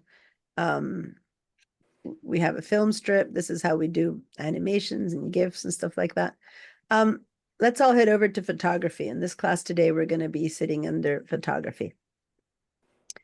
And so if your photography looks different than mine, which it could be, go ahead and even if it doesn't, go do one more step, go back over here after having chosen photography and go and say reset photography, reset photography. And then it'll go back. See how it jumped? Because the last time that I used photography, and I want you guys, 99% of you guys are more experienced Photoshop users, okay? Grace, you're new, but a lot of the people who are in this class are have taken this class before or have experienced Photoshop before. And so I'm doing some things that are new to the rest of the group as well. So all this time I've been just telling you, set up the photography and reset photography. I haven't really explained too much about it. So let's talk a little bit about Photoshop so that you can know how to handle it better. Hannah, I'm sorry, I'm just trying to get to where you got to photography to those essentials. I can't- Okay, on the top far right of your window, there's a little Icon. I can never remember how to search say thing? this. I have a search thing. The search bar, but it's a magnifying glass. Thank you. Those of you who've been taking my classes for years, I always trip over that word. I cannot say magnifying glass for the life of me. Anyway, the question mark, and then over there you see a rectangle. That's where you find your workspaces. Did you find it? After the question mark? Yeah, Oh, yeah, here it is. There Yeah, it is. Photography. And then, switch over to photography and then go back here and set it to reset photography. Now, everyone, let's do some stuff to this layout. Let's first of all, I'm going to double click on the word adjustments to make it smaller so that I have more access to the layers. There we go. Now, I'm going to have us switch over here to the navigator, and I'm going to have us grab the navigator and pop it out.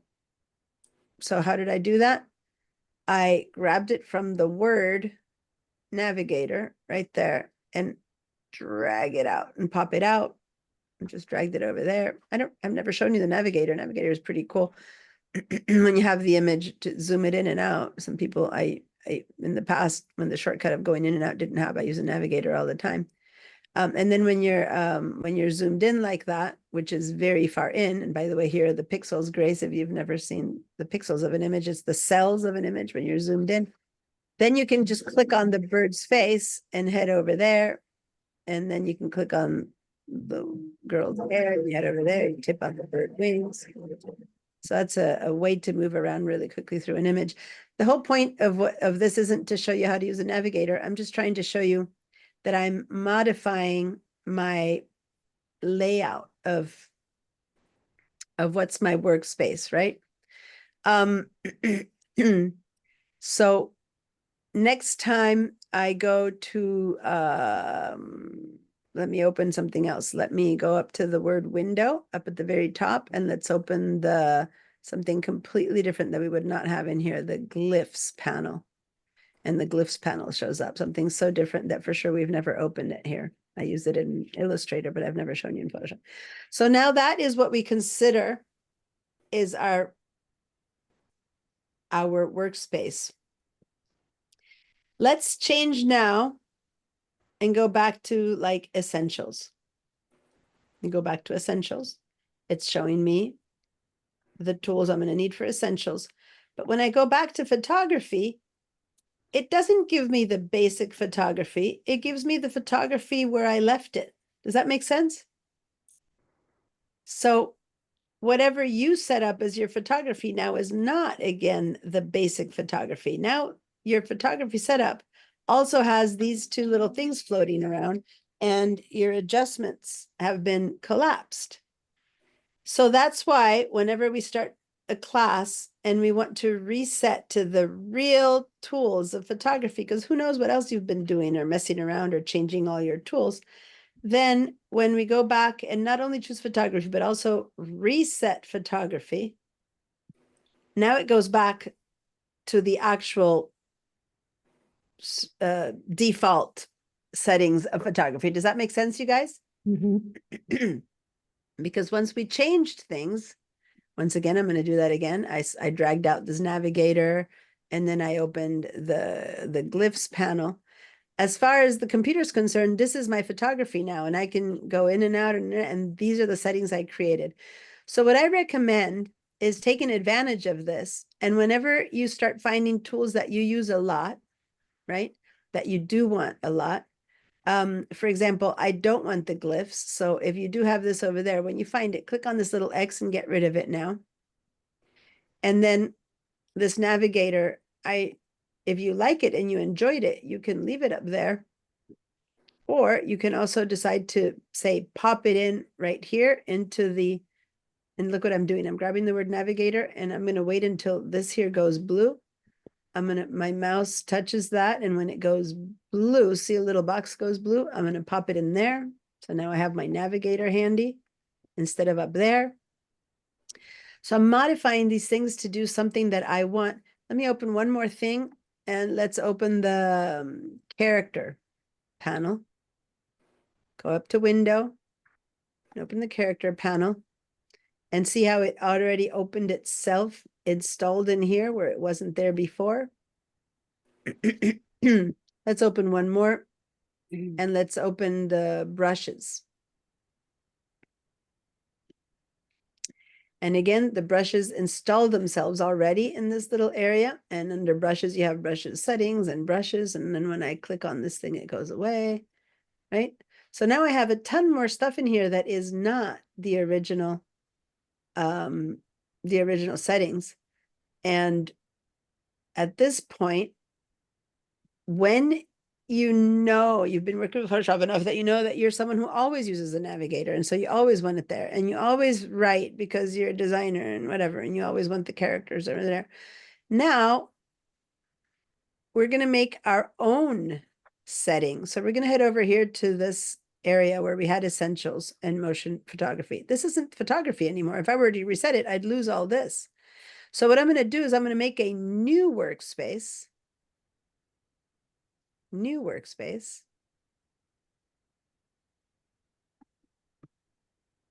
And it's going to say, what do you want to call it? And we'll call it Indiana's sample, because what I opened is just stuff. You guys can call it your name or whatever. And then call and say save. So now you have essentials, motion, graphic and web, or Deanna's sample. And in Deanna's sample, you have the settings that you always want and use because that's why you set it up. Does that make sense to you guys, what we're doing?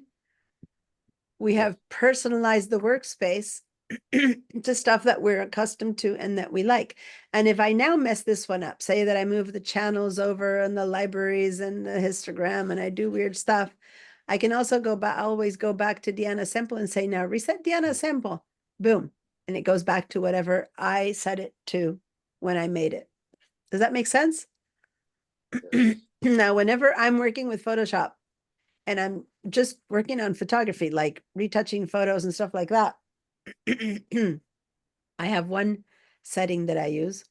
And whenever I'm working, I'm a graphic designer, when I'm working with design, there's other sets of settings that I prefer to use. And so I have settings here for me, but I have quite a few of them where I know that I'll have a certain set of tools that I'm going to be working with that I like, instead of having to always have the set that comes with Photoshop. So this is another way of setting your computer to serve your own needs, so to say. If that worked, if you have your new sample that has whatever changes you had made to it, and it's good, then give me a good old yes.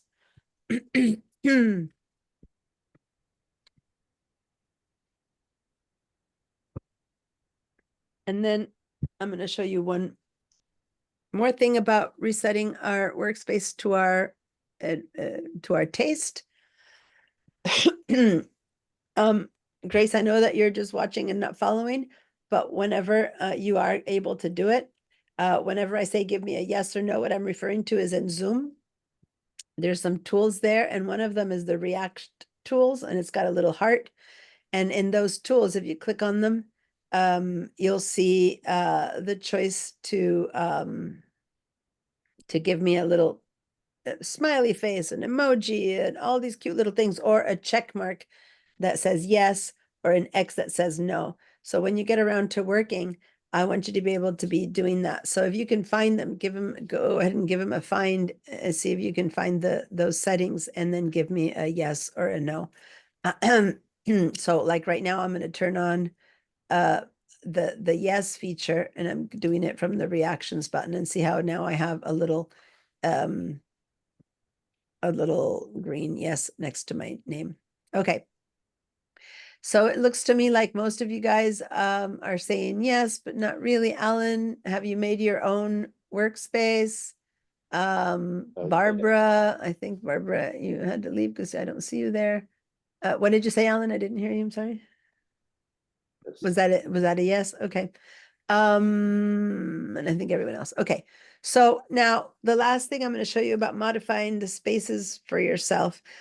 You guys already know that here on the left side, if you click on a tool, any tool, the control panel up here changes, right? So if I click on this one, then this control panel here gives me more information for that tool. When I click on this one, more information for that tool, and so on and so forth. So all of this changes according to my tools. But one thing you might or not have noticed, I've pointed it out before, but it might be hard to see, is depending on what settings you're in over here, all of these tools also change. So for example, we're in a modified photography version. And so I have retouching tools here. And when I want to reach all the rest of my retouching tools, I need to click and hold this Band-Aid. And there I get a whole bunch of other retouching tools, right? Like a whole bunch of retouching tools up here. So once again, right after the Band-Aid, I see a brush. Above the Band-Aid, I see an eyedropper and one Band-Aid. Is that how you all see things right now? Let me clear your answers. Okay, so now keep an eye on this Band-Aid, okay? Don't move your mouth, don't move your eyes off of this Band-Aid for a second. I am going to go and change my settings back to photography. And did you see how there was a shift over here when I did that? Now I have 1, 2, 3 Band-Aid looking things. And I have this little patchwork thing that wasn't there. And this little thing, let me just show you again what I mean. I'm going to go back to Deanna's sample. And I see one Band-Aid and I don't see any patchwork, no double arrows and stuff like that. I have to click and hold, and that's where I'm seeing all the 3 Band-Aids and the little patch tool and the little double arrows. I had to do that. But I have this thing called a red eyes tool right there. These are all retouching features that we're going to be working with. When I go back to photography, since in photography we retouch a lot, all those tools are available to me instead of being collapsed under the Band-Aid. See that? And I have the 3 Band-Aids, I have the patch tool, and I have the little content aware move tool, but I don't see the little red eye tool anywhere. You see how there's no red eye tool? Are you following what I'm talking about? Does it make sense? Just if I see a lot of like, I'm confused words, the faces, I don't want to continue too much, but I'm just showing you how these retouching tools that now I have in photography, they're called spot healing tool brush, remove tool, healing tool brush, patch tool, and content aware tool. When I was over here and switched to Deanna's sample, or let's say essentials, if you guys didn't do your essentials, they're all collapsed into one Band-Aid and I have to click and hold to see them. But there's one more. There's one called the red eye tool. If I have photos where people have red eyes, I would be able to use a red eye tool. So there's 6 tools that are retouching tools. 1, 2, 3, 4, 5, 6. Once I switched to photography, they expanded and I have them right here. 1, 2, 3, 4, 5, but I don't see the red eye tool. So where can the red eye tool be? Does anyone have any idea? If I want the red eye tool, where do I find it? Because it's not here. And you know, I told you when you don't see panels that you want, you go up to the window and here you see panels. But panels are not tools, and I don't see a red-eyed tool under panels. So where else would I get that red-eyed tool? You can go down to the three dots at the bottom of the column and click on it and add it back in. Exactly. So go all the way down and see those three little dots? Those are the three dots that when you click, it gives you a whole different set of tools that right now aren't visible. And there's my red-eyed tool. And there's a whole bunch of other tools that, as you can see over here, weren't there. And in fact, if I just click on the word edit toolbar, I can get this whole thing to pop up, right? And basically, here's what I have right now. And here's extra tools. So there's two things I could have done.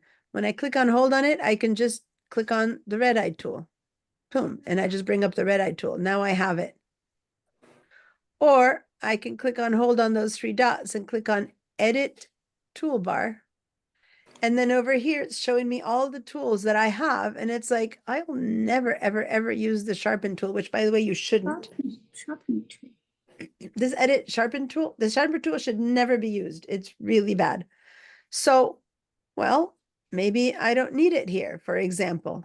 And you can just flip it over to the extra tools. Like I have taken the sharpen tool off and I don't have it anymore. It used to be on this side. I used to have the sharpen tools here. I'm like, I don't want to use it. Be careful because you don't know enough about what you do or not want to use in your life. But this is how you would modify your toolbar. And I've never, ever, ever, ever shown you this, I'm pretty sure. So it's showing you tools.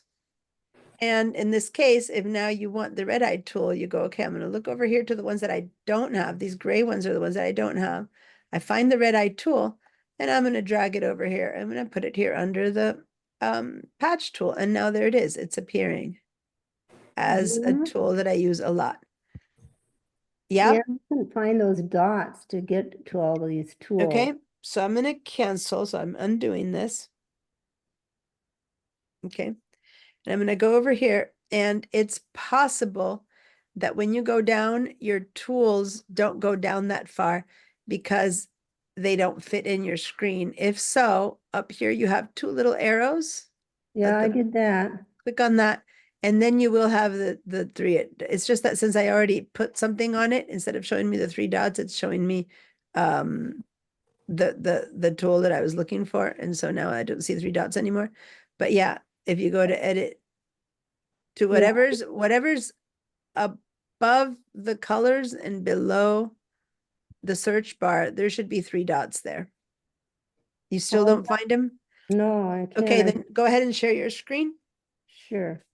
and I'll help you find it. So everyone else found it and was able to add and take away tools? Give me a yes. Give me a good old green yes. Okay, so let's see your toolbar.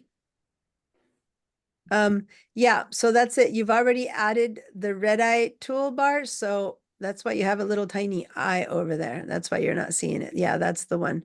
So Uh-huh. click and hold. Hold it or, Yeah, hold it down. And okay. there's all the other possible tours. And if you take and choose the top one, edit toolbar, then you'll get into this whole thing where you Oh, can okay. say whatever's white on the list is on your toolbar, whatever's extra and is grayed out is not on the toolbar. So now you can say, I don't want that and put it over there, and I want this and put it there. Be careful, while you're So, learning So tools, I you don't want know to what you show will or this not use. instead, is that it? Yeah. Where'd When you're it done, go? just go ahead and say done now. But I don't see the little dots down here. It should, go ahead and say done and it should show up, I hope. Go to that empty space then and hopefully it's there. Here? Click on, yeah. Well, it looks like you don't have it.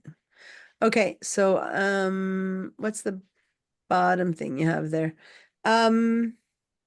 Let's instead reset. Okay, so once you played around with your toolbars and you've done enough to mess them out completely, then there's a way to fix that and reset your tools. So over here in the, let me, um, oh,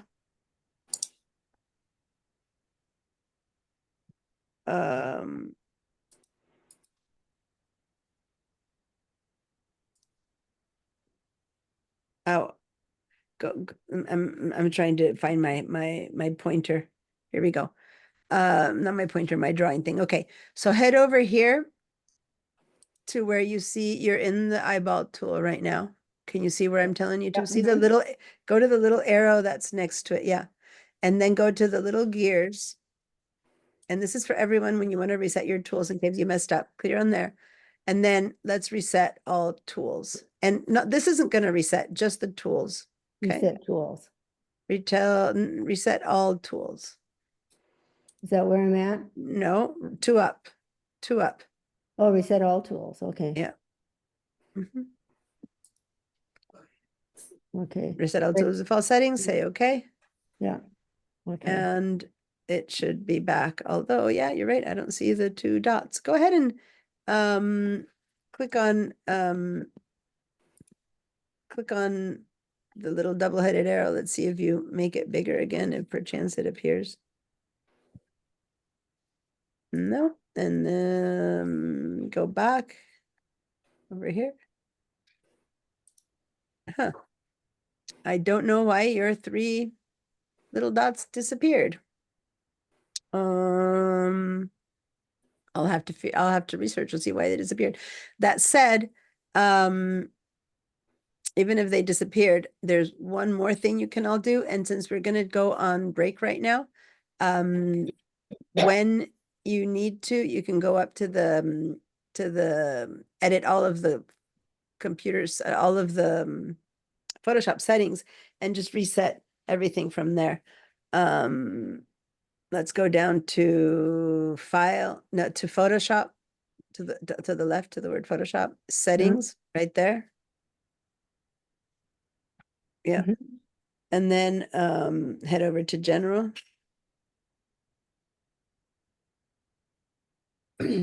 Click on that. Okay, and then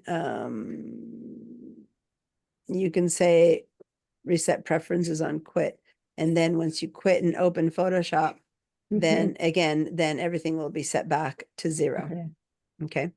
Okay. Say that and then say okay up here. And I'm sure there's more individual ways, but I do want to give you guys a break. But yeah, okay. But then Nice, it and I won't should reset, close it won't reset Photoshop until and you try it quit. again. Yeah, think it so? won't. Yeah, and we're gonna, anyone can do that over break. You can reset. There's one more thing, especially if you're a Photoshop user, Mac user. You could also not do the settings reset, and what you can do is when you close Photoshop, when you open it up again, as you're opening it, you can hold Shift, Control, Option, Command, like hold all those keys down, and then click on the Photoshop icon to open up, and it'll open up with all its preferences back to 0. Okay, so it's like a reset of all your preferences, which is similar to what we just did with you, but without having to go to the settings. So for anyone who feels like everything has been messed up a bit too much, you're welcome to do that and go back to your original thing. Question from Rachel, and then we're going to get a break. Yes, Rachel. Yes, I wasn't able to get that the red eye to get onto the Want to share your screen? sure.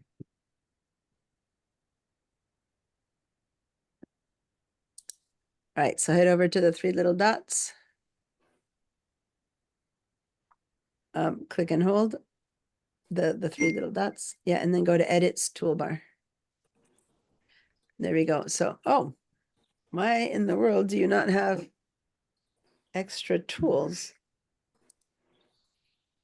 I just need to go. Yeah, but on the don't. oh, you did have it. You did I put it do in have there. it, and then when I click done, I just didn't see it over here. Oh, because now it's under all of the because you're having it, go over to the left side to your little band-aid or the reset to the retouch tools and click and hold them on the far side on the toolbar. Go to your toolbar. It's the one. Toolbar, far left. Yeah, toolbar there. Uh-huh. Click on the band-aid, which is your retouching tools. and click and hold down. I'm clicking, but I have this up still. Okay, so then say cancel, yeah. Okay, click and hold down, down, down, and there it is at the very bottom. There's your red eye It's tool. already there, so I can't re-add it. But if you want to move it, you can now. So Mhm. go back to the three dots. Click and hold, and then go to edit toolbar. If you want to, you can go find it again, go up and down and find the red eye tool. It's up there. Keep going, there it is. You can drag it and put it in a different set, like you can take it out of this set and move it out and put it in the middle of like a gray area, like click and drag it now. No? Yeah, you can either take it off, like go to the Uh-huh. right and take it off. Put it on the right side and then it'll take it off completely. Yeah. Or you can grab it and put it somewhere else, like you can mix it with another set of tools, or you can put it in the middle. See how these are little sets of tools? Yeah, Between them, there's like a gray, darker gray area. If you grab that red eye tool and put it in a darker gray area, it'll make its own little, yeah, drag it and drop it there. See how it's on its own now? So if you look at your toolbar, now you have on your own the little eyeball. It's outside of its set. Its set that is right underneath where it says spot healing tools. That's where it kind of should be. So you can now grab it and drag it into that set again if you want. So grab the red eye tool and drag it back in. Okay. No, from the customize box on the left side. Yeah, grab there and just drag it back in right underneath. Yeah, and put it there. And now it'll be in again. See there? So you guys can keep modifying things to your life's content. All right, cool. Say cancel or done or whatever is good with you. And there we go. So if you were able to modify your toolbar and you're feeling confident-ish about it, give me a yes. Let me see, it's 10:53. Oh, my brain today isn't working. What's 15 minutes? See, 10:50 would be 11:05, but it's 53, so 11:08. Did I get that right? 11:09 by the time we're done with this conversation. Is that 15 minutes, guys? 11:09? Close enough. Well, no Yes. one's saying no, so I'm hoping that's correct. Ah, And Grace, there you go. It's past 10:30, so this would be a good time for you to, during break, go ahead and go call tech support, okay? Remember the number I gave you? Yeah, I remember. Okay, so I'll copy it again and put it here, but yeah, go ahead and call tech support and tell them that you need help getting into VDI Wise. And sometimes certain accounts have some blocks or something, and let's see if it's something specific to your account, okay? I just want to ask, if we use the VDI, I just can use a Chrome, right? Cannot use Safari. Yeah, you can use your if you're on your iPad, you can use your Chrome or Safari, any browser to access VDI, which you already did. It's fine. What you did is fine, but at the end you should have gotten into the workspace and it didn't work. You mean a Chromebook is what you're saying? No, The browse, Chrome browse. the browser, Chrome browser you can use, yeah, to VDI. In fact, it's better than Safari. So yeah, Chrome browser is good for VDI. But Chrome browser, I use VDI, it cannot reach, I think. Just like the no response. Just like That's why I'm saying it might be something to do with your account. I don't know. My my suggestion is at this point it's tech support, because if your browsers aren't showing it, maybe they'll tell you that on an iPad you can't get to VDI, which as long as you're in a browser, I think you should, but I don't know. So that's why. But I can use the Safari to get into the not EDI, just the VM view, and I can open it. But sometimes maybe there is some problem. I cannot open the Yeah, copy Photoshop. exactly. But I can't do anything about that. That's why I'm saying call tech support. Okay, Because okay. at that point, my limit, I can teach you how to get there, but if it doesn't work, tech support. okay. I'm limited. Okay, guys? All right, so Thank I'm gonna give us a bit more time since we've added a 3 more minutes. So let's do instead of 11:09, let's say be back by 11, what? 11:12. I need my break because my voice is killing me. Normally times I don't care so much, but I do need my break today. So, okay, see you guys at 11 and 12.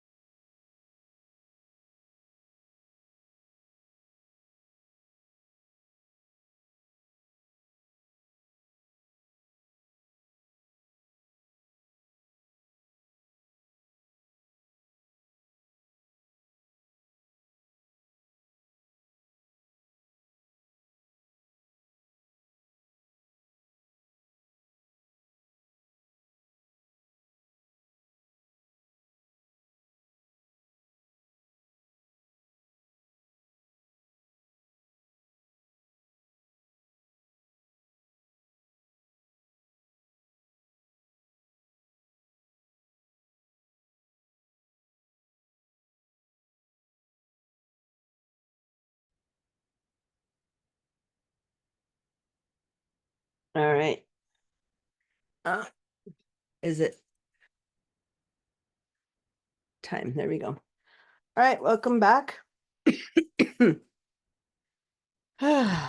Came running, which is not good right now, given I had I have some people working on the house for adding a window.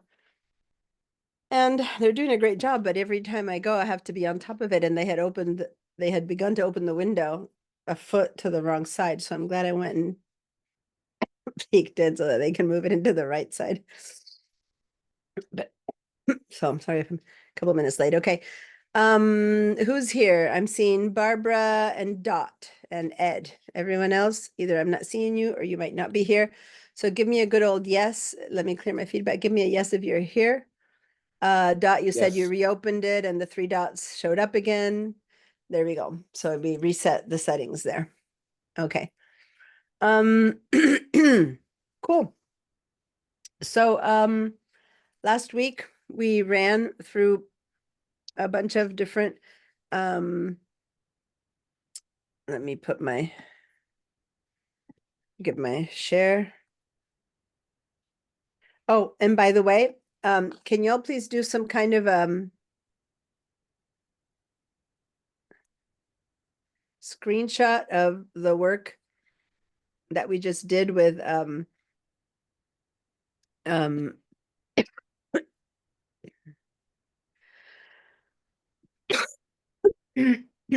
work that we did just now with all of our workspaces. And if you created a new workspace, go ahead and do a screenshot of that with your name and your settings and stuff like that, and do a little screenshot.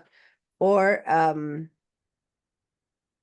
go over here if you added or changed some tools, or go over here and do a little head up to this toolbar. Just some way to remember these things that we've been working on, and then put them up in the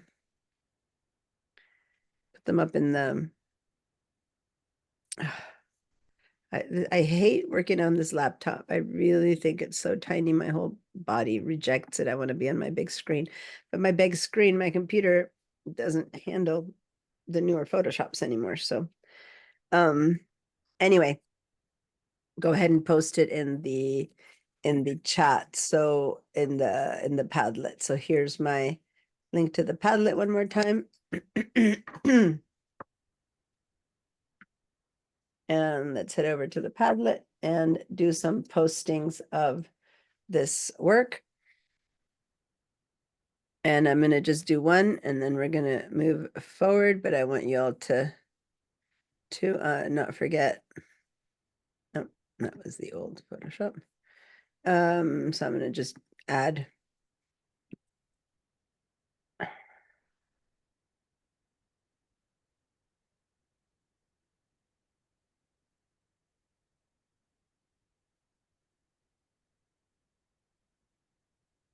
Anyway.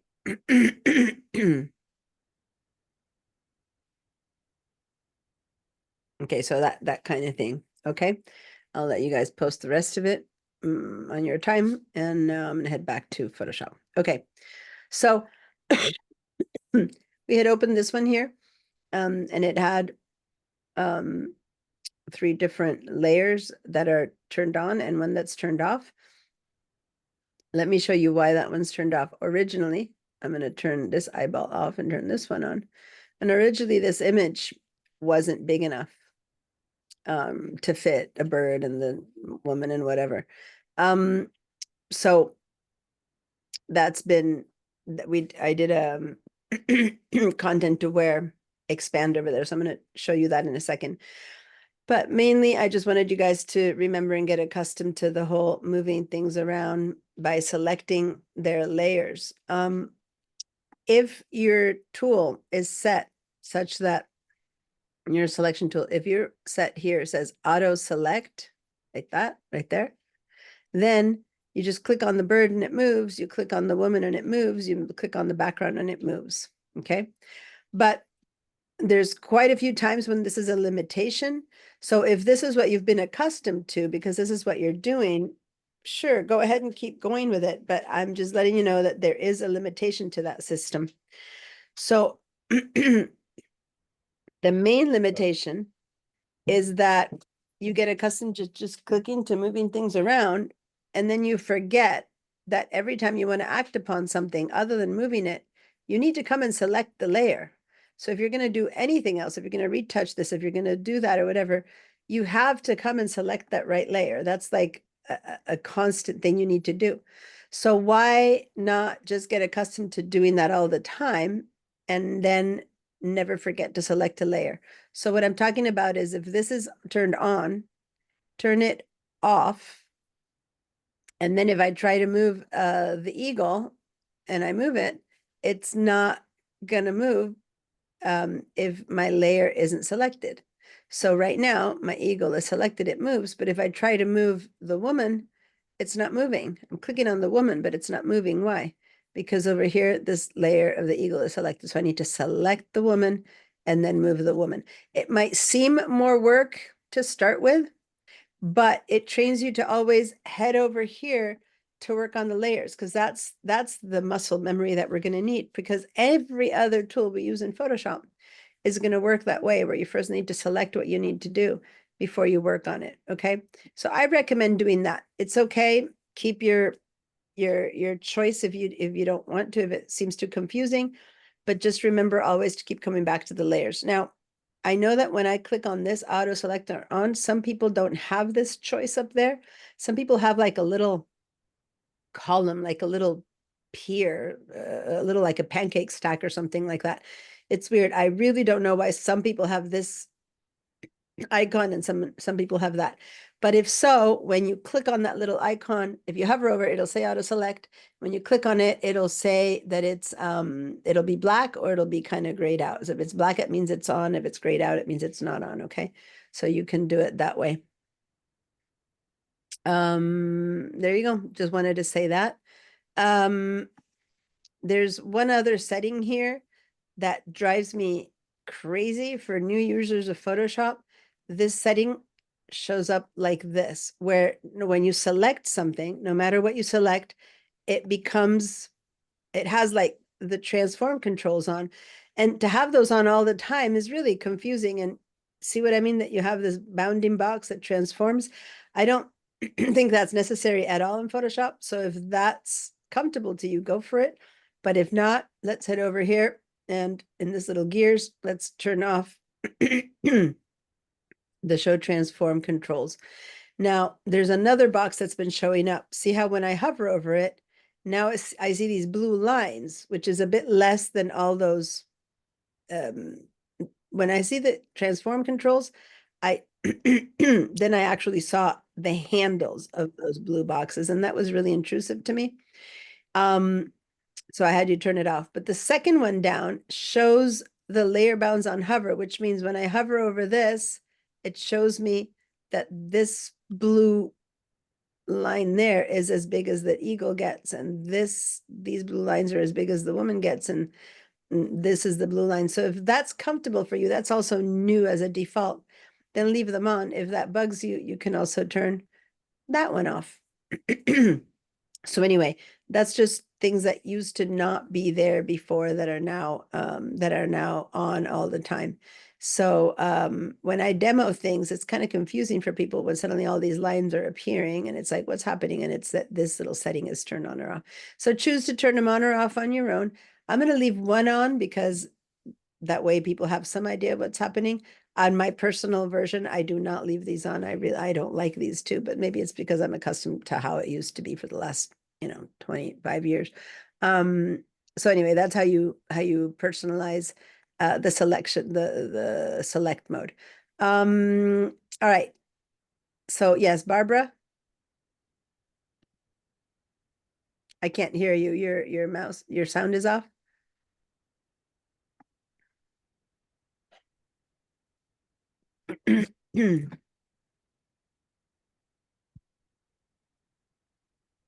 What's up? Okay, I got it. I Okay. have squares on my photo and I don't know how I put them on there. Squares on your photo? Yeah, like squares you get because you want to use them to crop or something. And You mean These, the transform controls, this? No, they're just, they go all the way down and all the way across. Can you share your screen then? Because I don't know what you're talking Yes. about. Mhm. Okay, I'm gonna clean everyone's feedback. If you were able to check all the auto select and not select and all that. Oh, you turn on the grid lines. So where would you have turned the grid lines That'd be on? here.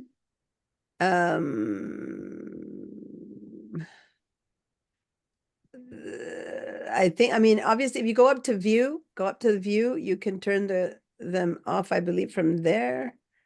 Go to show. Yeah, and then under there, Oh, you okay. have a turn off the grid lines. I don't know. Thank I don't you. know where I- you probably turn them on some other way, but that's how you turn them off. I just don't know where you turn them on to really I click on don't that, but either. I yeah. was- That's good. Thank you. No, you're welcome. When you're doing designs that are where it matters to have real geometric things and whatever, you want to turn those grids on. Let me share my screen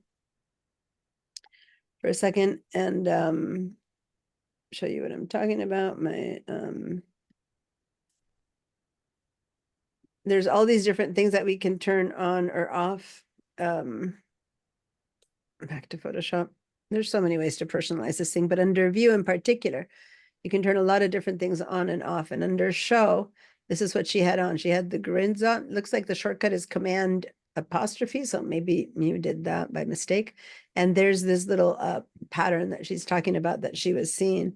And it's really useful if you're trying to do something that's geometric and whatnot. And so you need that. But if not, it bugs you. But if you really need it, you can turn it on. And then when you're done with it, you go back to view, show, and you turn it off. And by the way, this is the same place where you could have, before you had those other choices, turned on to see the layer edges or not see them. And like, this is the long version of all those things here that you have here. Okay.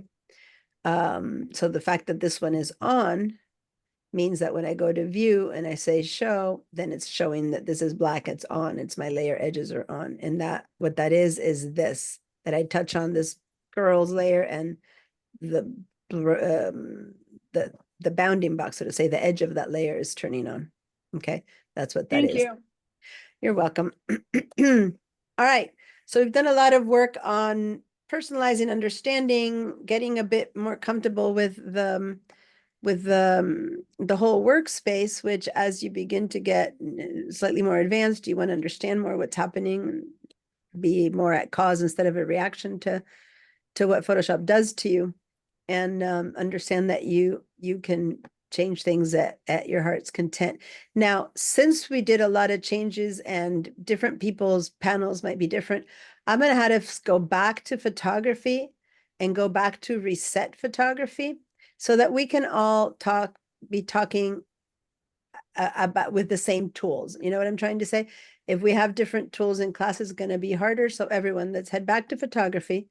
And then let's head back to reset photography. So all of our tools everywhere are the same. You know now that you can always go back to your own and keep modifying it to your heart's content. If you modify it because you add something that you want, create a new one. Again, delete the workspace you create and create a new one.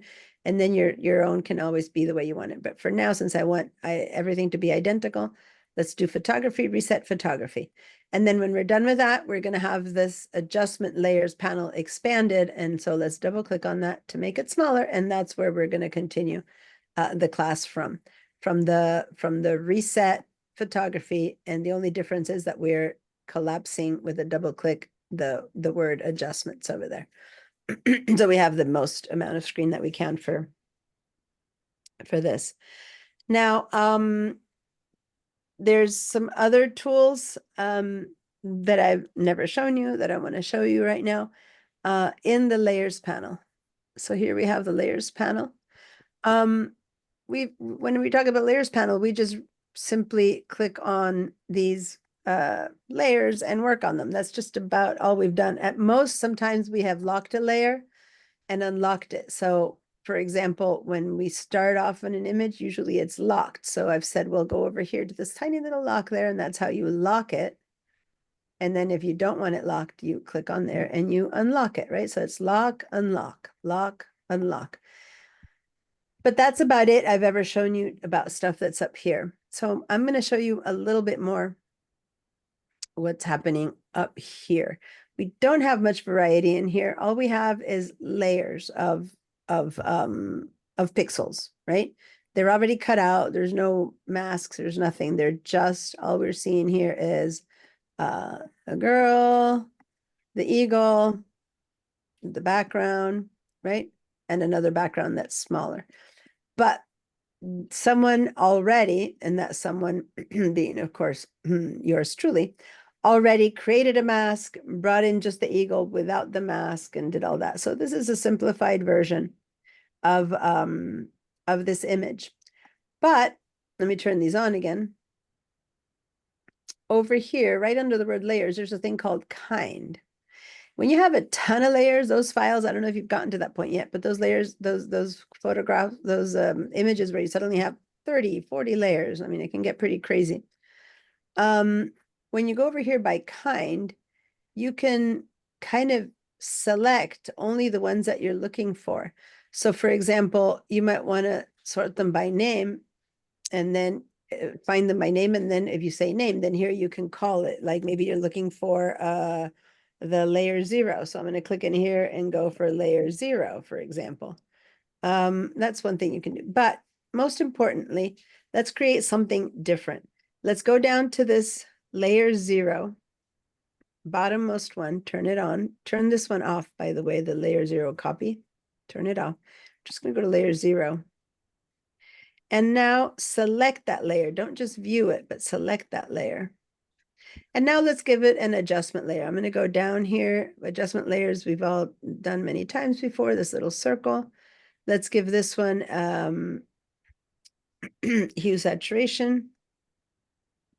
And let's make it some other color. I don't care what color, some other color. I'm going to go with something that's very obviously very different there. That bright, bright pink is very different. I'm going to make it even more saturated, so it's very, very different. So this is an adjustment layer. This is a pixel layer, let's say, right? And this is an adjustment layer.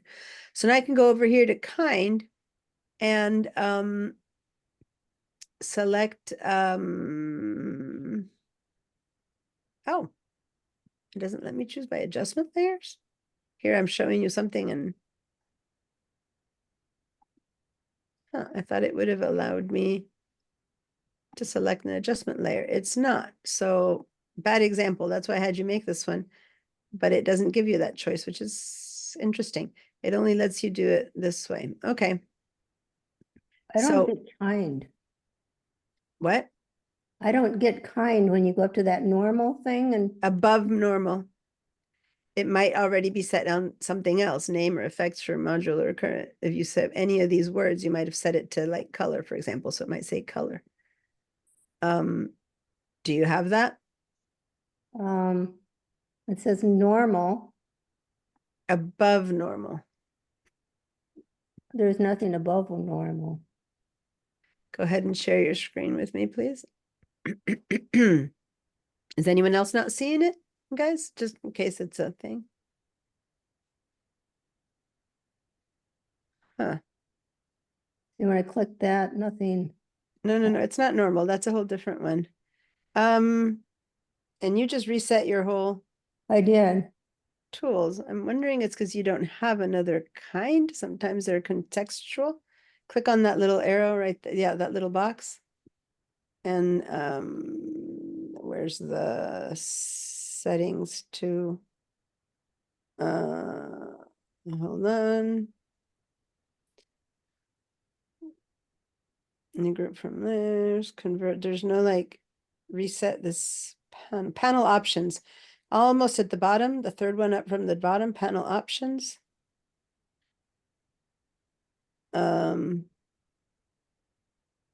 Layer mask edges. No. I don't know why you don't see it, then say cancel. Maybe because you don't have another option. Many of these things are contextual. At So the let me, bottom, it says show layer or something. yeah, but that's the layer edges, the same thing we've been turning Oh, on and off before, so okay. no. Go ahead and double click on the word adjustment so that it collapses. Yeah, that one there. Yeah, so you have more space. I don't know. I don't know why you're not seeing that, but maybe I'm gonna have us do something now that gives us one of those choices and see if maybe it appears once you have a choice. I'm Okay, gonna stop your share. Many times these options are contextual, meaning if there's nothing different, then they just won't show. That's my best guess right now. And so what I mean by that, guess I should have an example here, which has many more layers. I don't. But we're going to do one of these things. We're going to do color. And we're going to do a smart object. So two things at the same time. First of all, let's head over to the word background, copy where the girl is, the woman. Let's just double click, by the way, and call her a woman so that we don't keep saying copy, layer, copy. And then double click on this one and say eagle. And then this one is expanded road. And then the bottom one is original.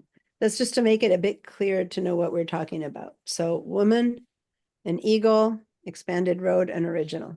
So I'm just double clicking on the name, lighting it up, and changing the name.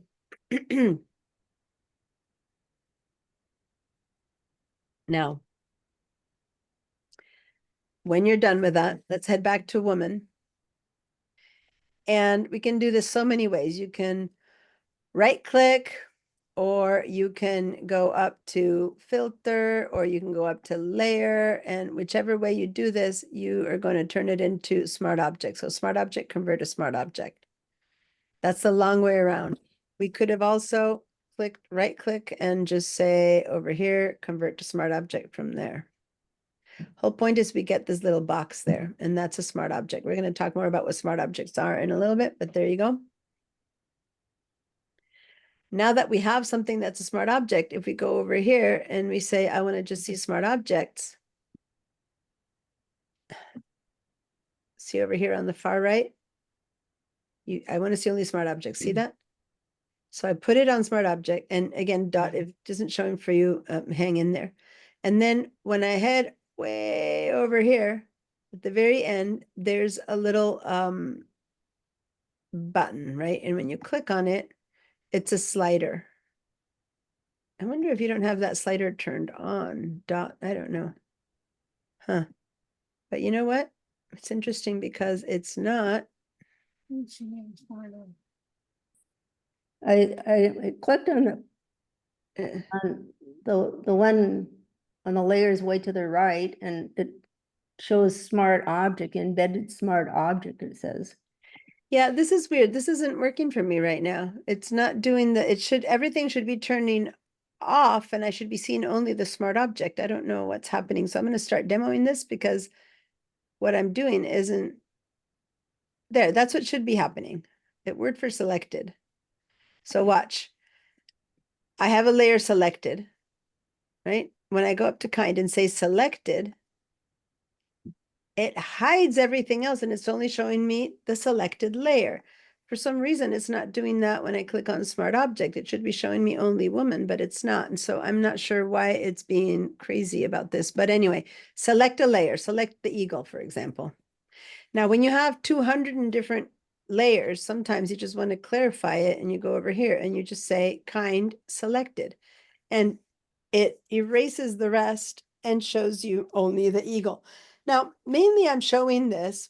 I use this feature only when I'm working on really big, I'm talking about, I have files sometimes that have literally hundreds of layers all collapsed into groups and stuff. And so I might go for groups, which right now we don't have a group. And then it shows me all the groups and stuff like that. So now it helps to isolate the things that you want. But the most important thing is some people by mistake, I've seen people desperate going, all my stuff disappeared. And when they share their screen, I'll see that over here, you have a choice. That means that it doesn't, it's been filtered out. Like, for example, if I had said selected, but for the smart object, it's not working, but it might show you something like this. And then it's like, you need to make sure that this is, the default is always kind. Okay. And then what happens when you do that is that you have choices here where you can turn this whole filter thing off and on. That way it doesn't bug you if you don't want it. But I don't know, Dorothy, what you have, if this has become a problem, you turn this off and then you never have to worry about it.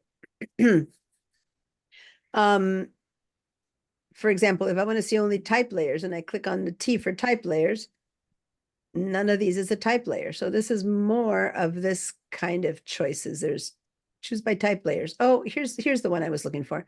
Click on this one and it'll show me only my adjustment layers. I was wondering where it was. It's not under here. It's like they've added somewhere over here. So now this was adjustment layers, and see how I do have an adjustment layer. So now I'm seeing only the adjustment layer. If I turn that off and I click over here, this one here is actually the rest of the layers. And then this one is, what's this one? I don't remember what that one was.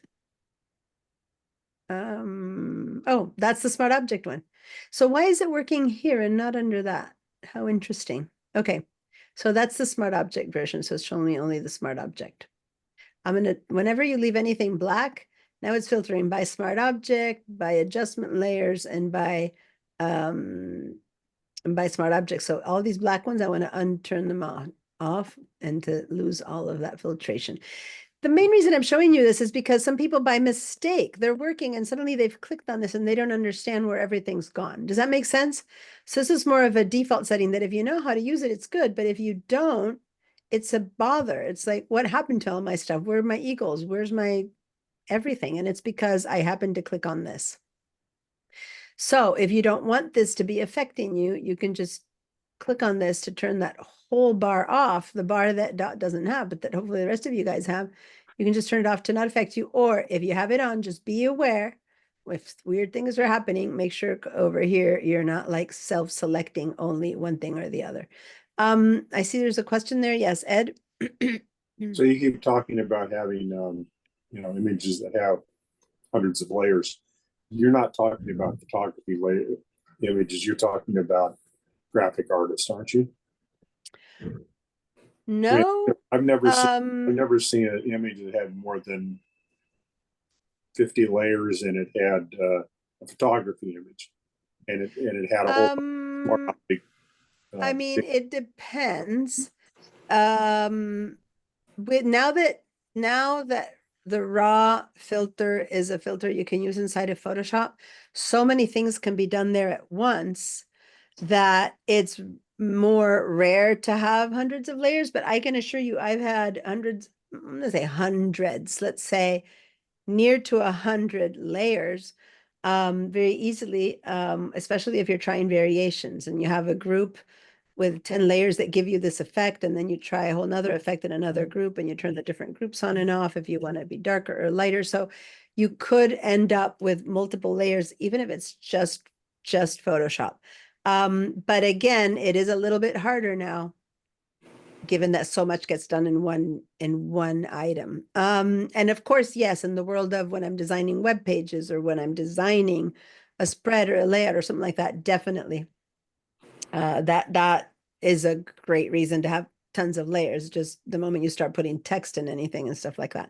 But no, even for just straight photos, sometimes you can make such minute changes and corrections with adjustment layers that you could end up having a ton. Or of course, if you're doing things that are composites, and composites isn't necessarily design. Composites are considered photos. Let me just stop this share. Let me show you really quickly. It depends if you're a traditional photographer. I think if you're doing composites, you are now changing the actual functional, like the picture here. This isn't something you shot. It's something you created. And to me, that's art rather than photography. I hear you, but for a lot of people, that's not so. For a lot of people, let me just say that there's a ton of photographers who consider themselves just photographers, but they do so much retouching on an image. Where did I have this? I had yesterday, I found a folder that I've had in here that I guess I've had forever. And You didn't mean to go down a rabbit hole, by the way. It just, no. It's just that it's important because people, I keep saying this, like tons of whatever, and people are wondering what I'm talking about. And I have built. Yesterday, I have a folder here, So that- of sample Photoshop image samples. And so, and this is what you're talking, when I'm talking about, when I'm saying, this is not a composite. Well, it has a little bit of compositing. I don't know if you guys can see it. Let me see if I can do this. This is not a composite. All the features are already there. This is the before, this is the after. Now that you have the raw filter, you can do a mutton before, but you know, for 20 years, if I wanted to get this out of that, I needed a ton of layers because you'd be doing very different work for each one of these. And there's nothing there that's actually a composite. On the other hand, something like this could be considered, I mean, this is definitely art, right? This is the original photo and this is what you end up with, right? So this is what you mean by a composite, where the photo was taken and then, yeah, God, this would take bazillions of layers to do that. I hear you. And by the way, I'm telling you that these people don't consider themselves designers. They still consider themselves photographers. They take the photos and then they enhance it in many different ways. Even though I agree with you, that is definitely not straight photography. I'm a very purist about my photography myself. All right, So, Diane, but go back to anyway, the yeah. picture, go back to the landscape you just had. Let me just So- go show another landscape Right, that's in the- just a in the- landscape. Yeah, in the transition that I've gone in learning how to use various tools and stuff, Mhm. when And wait, I'm Adobe, going to the first one. Hold on. There. Yeah. so when Adobe started creating the ability for me to make modifications on segments of the image without having to brush the hell out of it by Mhm. using masking. At that point, I've almost stopped doing layering unless you're right, unless I'm doing something inside Photoshop that requires me to do it. But if you look at this, You're talking about the raw, right? Give me a second because Yeah. I do want to not go too far into the Netherlands of this conversation so everyone can hear me. But in raw, that's what I'm saying. Now that there's raw where you can do automatic masking of stuff, then definitely you have many less layers available. But automatic masking works for certain things, but it doesn't work here. If I wanted to just like lighten up this rock and not that one, the automatic masking wouldn't work. I would have to still be making a brush mask layer inside of raw. So the layers are still happening, but they're not visible as layers, right? it's not in Photoshop. I'm not going to get into that argument, but there are apps in Photoshop will catch up. So Yeah. Photoshop had the ability for you to go in and do an object mask, Mhm. but it picked too much of the object. There are now apps that I could have gone to that picture you just had and picked one rock and clicked on it. And I would add a mask on just the rock. I completely agree. I'm just And saying that. Adobe will catch up probably next week on that. Knowing the way No, I know, I know your history of being down in Adobe. By the way, there's a lot of people who are feeling that way. I teach Adobe, so I'm teaching what's in there. And no, there are many ways to now, and I keep saying now with the Camera Raw, you can also click on just the rock and make it work. It just wasn't happening for many, many years. And that's why a lot of images have a lot of layers. That said, you can still end up with, 10 layers easily, you 15 could be- layers for one of those landscapes. You'd also be inside Photoshop with a JPEG and do the Camera Raw filter and do that same thing. It doesn't have to be raw anymore. Yeah, and most of you guys have been in my classes, so you know the outskirts of what he's talking about. The fact that there's a layer, a filter called Camera Raw, where you do all of your Camera Raw manipulations, and that turns out into being just one layer, right? So hopefully you know what I'm talking about. The same stuff that did happen in one layer before, it had to happen in many, many, many, many adjustment layers. All right, I see that Rebecca has her hand up. Yeah, I get that you can only view one layer, but I noticed that what you see on the picture doesn't change. So what's the advantage of making the other stuff disappear? As I was saying before, it's when you have a lot of layers, which we don't have in this example, and you don't want to scroll up and down 50 layers, Ah, right? So you're like, I just want to go to my adjustment layers. And so you just select adjustment layers, and then you just have your 10 adjustment layers here, because it can get quite complicated to go up and down a lot. If you do end up having that, you might end up at that point. Then also, I just want to say that at that point, you will end up just doing groups, right? So you don't still have to scroll so much in that. Groups, some of you have experienced groups in some of my classes, and not necessarily in this one, but I have, I believe, and this is design work. Let me give you, I was going to show you something here, but I don't think it's okay. So, this isn't the best example because it is design work, but hey guys, Photoshop is good for, now this is old. I have all this work done in Illustrator now, but this is when I first designing my house. And as you can see, look at how many layers I have in here, and each one of this is a group. If I open this up, this is, 10 years old file, by the way, when I did the designing of my house. Look at how many layers. I'm still scrolling, right? And then if I open up my boys' room, there's more layers. And if I open up this guy, there's more layers. Like I can't even count, but I have bazillions. And these are groups, by the way. When you open up these groups, this is all the stuff that's in there, right? So you can end up having bazillions of stuff. Granted, again, to Ed's point, this is not photography, this is design. But this is what I mean when I'm talking about a file with a ton of layers, okay? This is what I mean. I just wanted to show you that. And yes, if it's photography, you wouldn't have that many hundreds of layers, but you could have, under 50. But the more and more that we use the new tools, the less and less layers we need to have. All right, so let's go back to this screen here. So basically, if that's something that bugs you, turn it off. That's the main thing. And if not, be aware if ever something weird happens here that you had your layers and you don't see them anymore, consider looking at that up there. Okay. And then the blend layers over here, in some classes we use the blend layers. Normally I have to have a more advanced class before I start using it. I have rarely shown it in the basic class, but I think we're going to get down to be able to do some blend layers in the future in this class, because we're moving forward beyond what we've done the basics. So anyway, when you click on this, it should normally say normal. And when you work on any of these other things, it's going to be blending one layer into another. And there's some ways to tame them not to be completely random. And we're going to get to it. But again, this should say normal. And opacity is literally how opaque. So if I look at this woman here, if I go to opacity, and I can bring it down either by clicking on this and bringing down this slider. See how she's becoming transparent? Okay.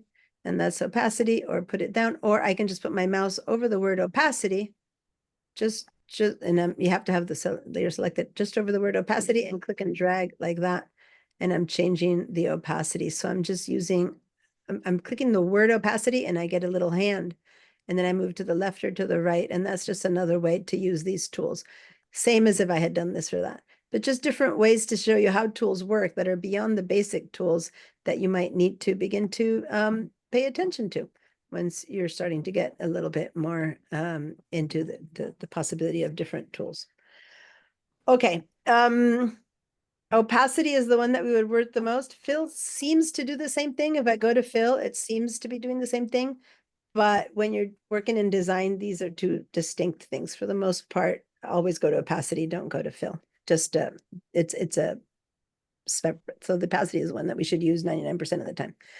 All right, so that's a lot of extra tools. And all of you know, or hopefully you all know, that whenever you want to modify any of these settings or whatever, these tiny little hamburger icons that appear over there, that gives you ways to modify whatever you're on. So if you're working on these panels, if you click on this little hamburger setting, all of these choices are going to be possible things that will affect what I'm working on right now. So this is right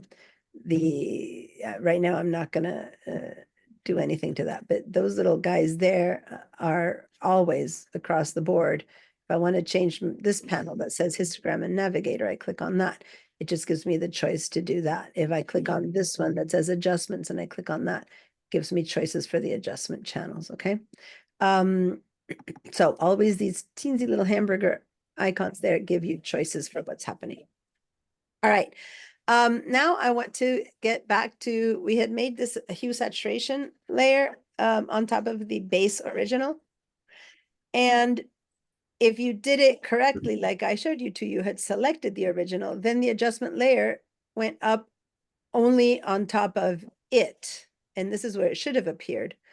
Notice that if I now turn this one on that's above it, this one is higher than that one, and it's an opaque layer, full thumbnails. And so whatever is happening down there gets hidden because there's no transparency through pixels. So I'm back to having the original colors. If I turn this eyeball off, what I'm seeing is that, right? So now the point I'm trying to make about adjustment layers is where they appear, it's really important. If I were to grab this adjustment layer and move it all the way up there and drop it up there, now it's affecting the eagle and the woman as well. If I bring it down here, it's not affecting the eagle, the woman, but it's affecting both background layers such that when I turn the second one on, it's also being affected by it, right? So the position of the adjustment layers really matter as to what gets affected. So go ahead and don't forget to grab it, and if you double click on it, select it and then drag it. And when you see that blue line, that's where you drop it. That's where you want it to be affected. So in this case, if we don't want the woman and the eagle, we would be moving it under the woman and the eagle. Now, when you want to create an adjustment layer, thus, you should always be selecting the layer you want to affect. And then the adjustment layer appears right above it. Okay, so that's why I told you select or original, and then, oh, it doesn't say original, it says original or original. Okay. So then you want to make sure to have it selected, and then it'll appear on the right place. Now, what about if I want to change something about this eagle, right? And I'm going to make a selection, not a selection. I'm not going to make a selection. I want to change something about this eagle. So I want to put an adjustment layer. See how this one isn't affecting it? I want to put an adjustment layer above the eagle. So I know by what I just told you that I'm going to select the eagle. Go for it. Select the eagle layer. And now we're going to head down here and we're going to create a new adjustment layer for this one.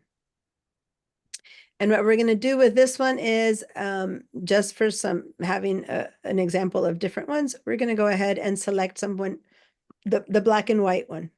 So I'm going to do a black and white filter, adjustment layer, I'm sorry. Right underneath it says photo filter and I got confused. Black and white. So I've got an adjustment layer that turns into the black and white. And this is the one that I believe, was it Ed, someone used before? And this is what I meant by you being able to change the hues, the tones of your black and white according to the original colors that it had, right? But notice that I lost the color on what's underneath because this is affecting everything that's underneath. And I actually didn't want to lose the color of my background. I just wanted to lose the color on the eagle. So either I have to mask it out and it's a whole complicated thing, or I can just clip this layer just to the eagle. Okay.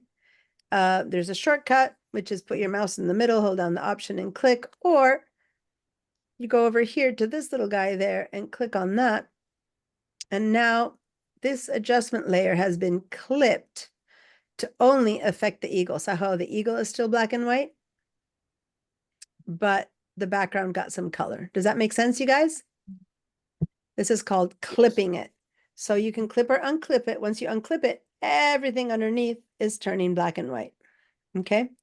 The shortcut would be put your mouse in between these two, hold down the option key and then click, and that gives you the clip, but otherwise there it is. That's clipping an adjustment layer to affect only one part of it. And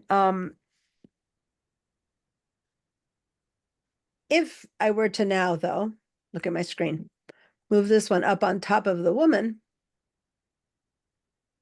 Wait a minute. Now the woman's black and white too. I wanted only the eagle. The moment I separated these two, see how the clipping disappeared?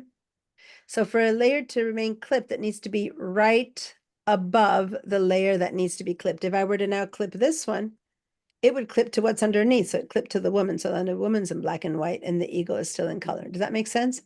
So the positioning of the layer really matters. So once again, I need to bring it back to being just over the eagle and then clip it again. And now only the eagle is black and white. Okay. If this has been working for you, let me know. Give me a yes. If you have any questions about this, raise your hands. I want you guys to be doing some screenshots of the clipping masks. These are called, not mask, clipped layers. I'm sorry, not mask. And by the way, since you have the black and white, have some fun. If this is your, I'm going to do Command 1 to go to 100%. So I'm going to look at this eagle. And here's where I can decide if I want, see how the amount of blue that was or not in this eagle's wings is changing according to what I'm clicking over here. And the eagle had a lot of yellow in it. So when I move the yellow around, even though it's black and white, it's referring to the original yellow color. And I'm going to turn this eyeball off, to the original yellow color of the eagle. Wherever there's yellow, and brown has a lot of yellow, then I am making the original yellow darker or lighter, the original red darker or lighter. Okay, so that's what's happening here. I don't think there's any magenta in this. Yeah, a little bit of magenta in this eagle. How about cyan? There's no cyan originally in this eagle, so no matter what I do with the cyan, nothing's happening. How about green?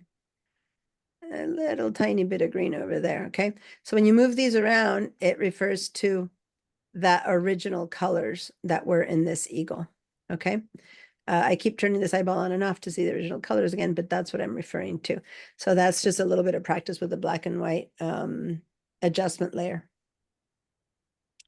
All right. If there's no questions about that, let me know. Now, this hue saturation layer where we turned all the background pink, and since it's in the bottom, it's only changing the background. If I move it all the way to the top, it is now affecting the woman.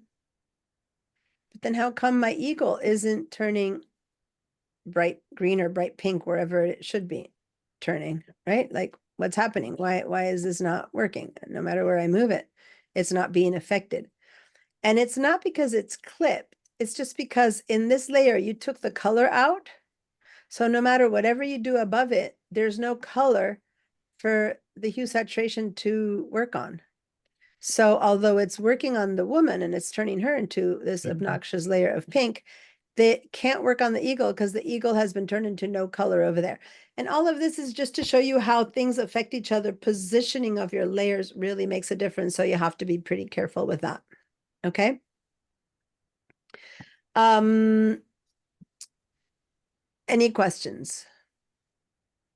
Basically, is it working? Like, is all the stuff that we're doing working out? You're confirming it. It's all good. If you're just watching and going over my head, please ask me, or just if you're thinking, I'll never use this, as I'm sure certain people called Ed are saying, I'm more than no, it's so funny. Ed's been doing Photoshop and a bunch of other apps for quite a while. He knows a lot.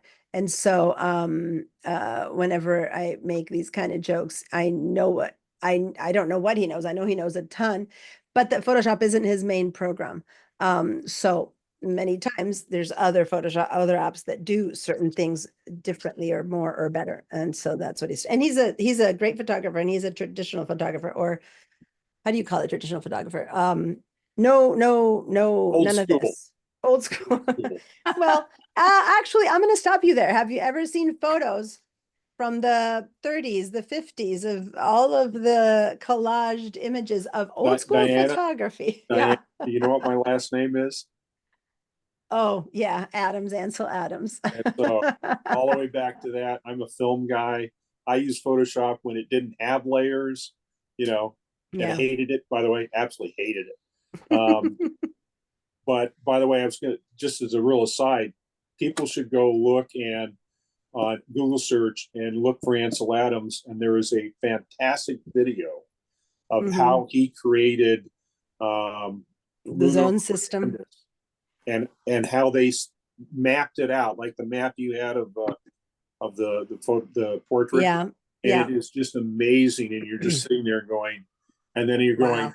I can now Yeah. do that in Photoshop in In 2 10 seconds. Yeah. It's amazing. Yeah. I mean, I went to traditional photo school. I went to Brooks, and we had to do so much of this work Yeah.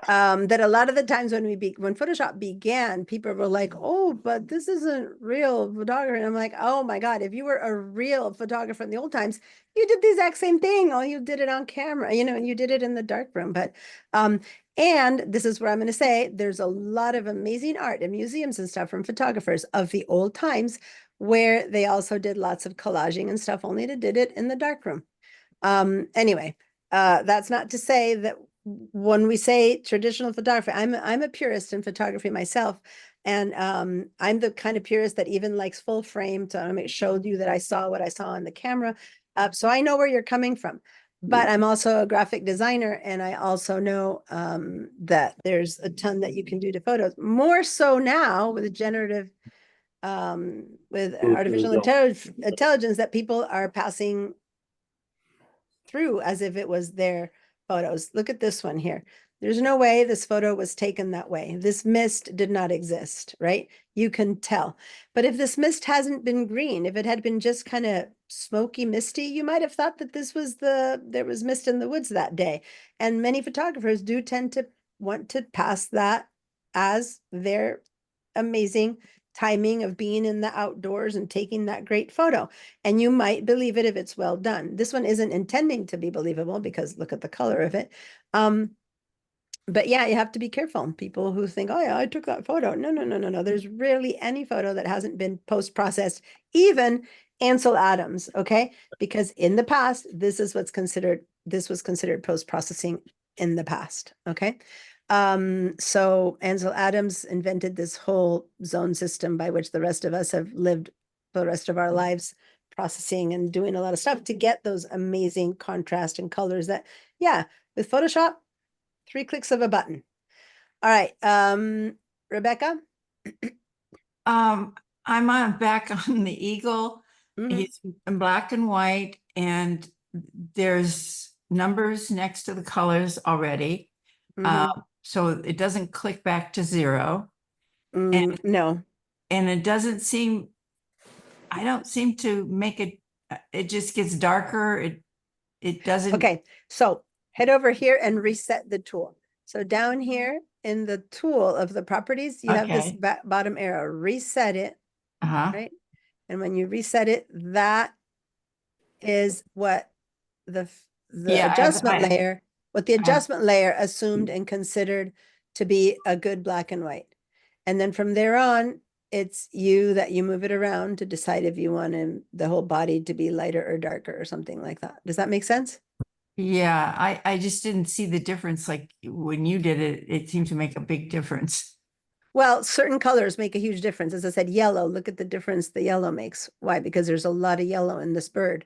Versus if I move the magenta around, it makes just a tad of difference right there because there's very little magenta in the wings. Does that make sense? It makes sense, but it's like mine's like saying, no, I don't want you to change this. Go ahead and share your screen. Hopefully by now you guys know one thing.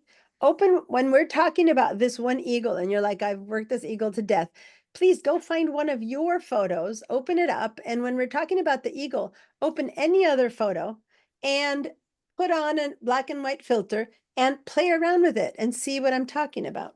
Okay, all right, so go ahead and move the yellow to one side and look at the bird, look at his face and his head, He gets Okay. lighter. bright yellow. Now move the yellow all the way to the left.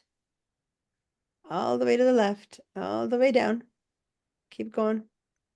Yeah, it doesn't move as nicely. when- Yeah, because you're zooming or whatever. See how now his head is really dark.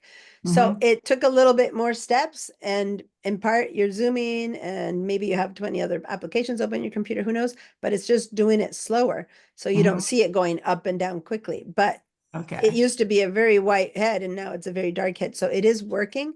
You okay. just need to, everyone, guys, go to your computers and turn everything else off. That's not Zoom and Photoshop and Bridge, okay? Just close everything out, because on top of that, you're on Zoom and you're working with, you know, with Photoshop, your computer's getting pretty taxed. Okay. So hopefully No, in the Padlet, what I'd love to see right now, and this is this is a more advanced group, guys. What I'd love to see in the Padlet right now is that as I've been talking about this again and again and again, what I'd like to see is that you guys here would have posted any other photo that you have, turned it into black and white, and managed to make it look like an awesome black and white versus a basic black and white. I assure you, when you look at this photo and you try to turn it into black and white, automatically it's looking to look flat and boring. But this is the kind of stuff that Ansel Adam photographed and made look amazing. And it's about changing the original tones of the basically gray photo you're going to get, and to highlight the whites and the darks and the blacks so that you can get lots of contrast in between them. And it is doable, but I want you guys to play it. This, on the other hand, in black and white would look pretty amazing because there's already a lot of gradation there, from really dark to middle tones to white. So this should probably translate pretty easily into black and white without much work. But something like this is going to need much more help to translate into a good black and white. Does that make sense? Even if it means creating another adjustment layer underneath it where you darken the trees or lighten the trees besides the black and white. Like you might need to do all those localized masks to affect the landscape in such a way that when you work on it in black and white, like you might want to give these much more contrast. This might end up looking much lighter and this much darker, which would be fake, but when you turn it into black and white, it'll make it look like an awesome popping out black and white. Does that make sense? So you're working double. And I don't have this photo, but I have something relatively similar, except for that it's a DNG. So let's go for a second and open this one, head down to our class files to Bridge and find this one that says raw iPhone Red Rock, and double click on that one to open it up. And although it is a DNG, so it is a raw file, I want to show you that there's a feature here in raw, right there in raw, boom, black and white, that turns it into black and white, period. Now, when you look at this black and white, does it look really exciting? Does it look fun? Flat. It's kind of flat, right? It's like, there's nothing there. So this would be, and you could keep working in here to make it work. Let me undo that, because this is a kind of example where if you were not to be working in raw, if this hadn't been a raw image and you were to in Photoshop, then you might want to increase the contrast by a lot. So let's go ahead and say, oh, because you can do it here too, which is why we have many less layers now.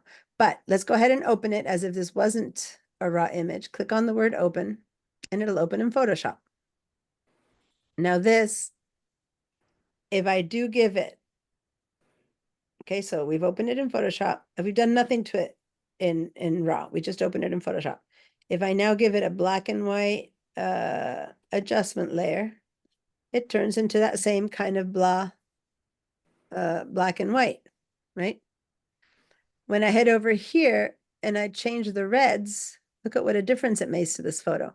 The only thing or problem is that red is everywhere, right?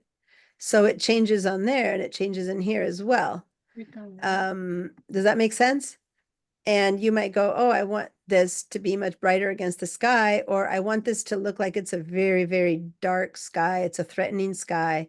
So you're darkening everything that has to do with the sky, and then you're lightening the monument, or you're, just playing around with stuff. But when you try to move the green, given that there's green, nothing happens because those greens weren't really green. They were more yellow. So then you work on the greens. And so now I can darken the greens, and maybe I'll lighten the sky again or darken the thing. So as you can see, I'm just moving things around without any particular, but what you do here makes a very big difference in the photo being a dud or it being really fun. But at some point, since you have so many reds up and down, and all the changes you make here are going to affect all the reds, at some point, you might have to do a second mask, which is to separate this red from that red, right? And so you might need to lighten or darken the fork. So if I want to darken the foreground, I can't with this layer, with these tools, because all the reds are darkening or lightening the foreground and the rock at the same time, right? So what I can do is choose the color that I want that rock to be, right? So say I want it to be there, but I wanted to keep this dark and I want the sky to go dark. I'm going to have to do that in a separate adjustment layer. So if you cut up with me here, go ahead and give me a yes. So I opened this thing up in Bridge. Since it's raw, it opened up in raw and I did nothing to it. I just said open. And when I did that, now I'm in Photoshop with it. And then in Photoshop, I added a black and white adjustment layer from down here, black and white adjustment layer. Don't create two the same thing, one on top of the other, by the way, because then they're all affecting each other and that's a mess. If you have two of the same thing, please get rid of it. And then in these tools, I played around with stuff such that my my yellows got a bit lighter, my reds got a bit lighter. I think I darkened the blues and I darkened the cyans, and then the green, which you would have thought I had some green, but nothing is happening.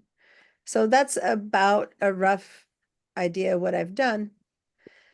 Now, my goal is to darken the front and maybe even darken the sky a bit more, to have this rock jutting out in the horizon in a way that's more visible. For that, I need to darken the front. So I'm going to make another layer, and I can do it in this case above or beyond. It doesn't matter, because now I'm not going to do with colors. I'm going to work with levels or curves, but I'm going to just stick to levels because it's simpler to explain. I'm going to click on this adjustment layer and I'm going to work with levels. Now, if I work with levels here, it's affecting the entire image because I have no mask. Yeah. So give me a yes if you're exactly where I am, because now I'm going to start explaining something that everyone's going to have to watch and do. So you need to have a black and white where you altered the colors enough that you have, a pretty light rock, which isn't exactly, it kind of looks as if it were white cliffs instead of red, but a light rock. And Diane, now where'd you you've get the black added and white layer? from down here, I went to the adjustment layers and chose the black and white. My black and white layer is grayed out when I do that. Are you selecting your background before you start? Select your background because it's going to be applied to that. Yes, It's still black. It's still grayed out. yes. Show me your screen.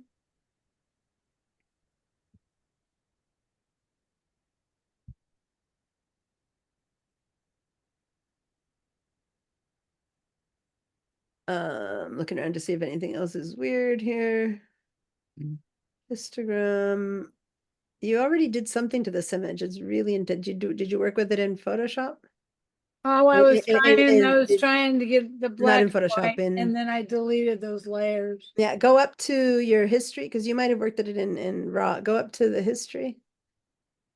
Click on that. Just go back to open to see. So you must have worked at it in you must have done something to it in raw. Just close this. Just close this file. Go back to Bridge, don't save. Go back to Bridge and open it again.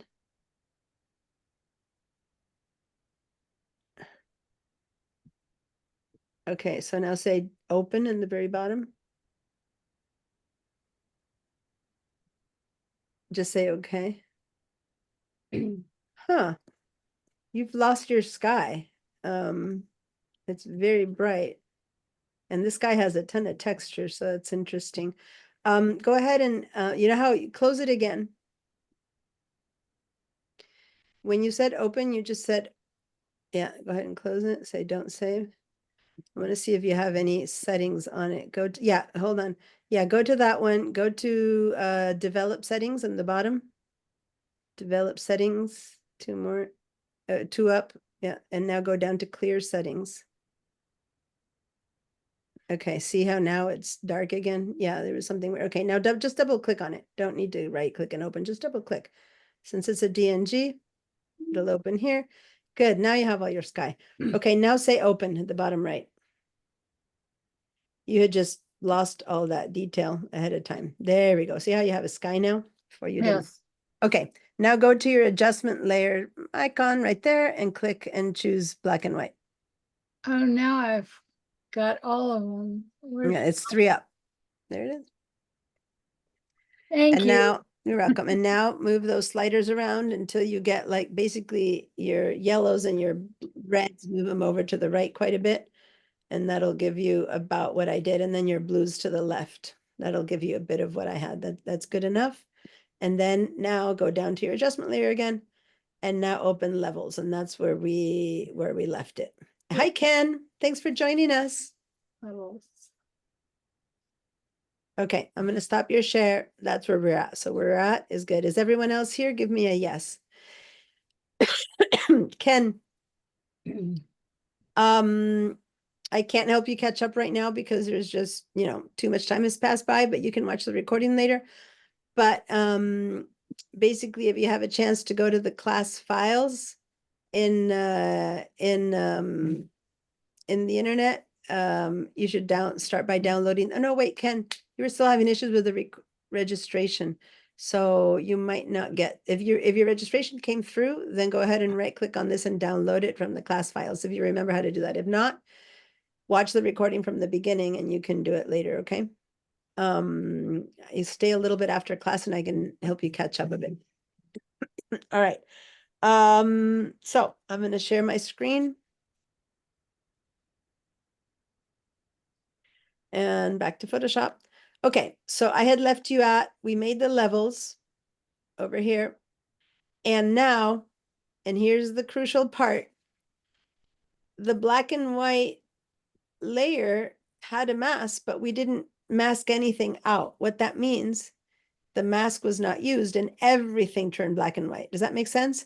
And just as a reminder, don't need to do this, but just as a reminder, what that means that if I had actually done anything to this mask, and I'm going to go ahead and make over here, I'm going to make Black and white. whoops. Hello? Layer.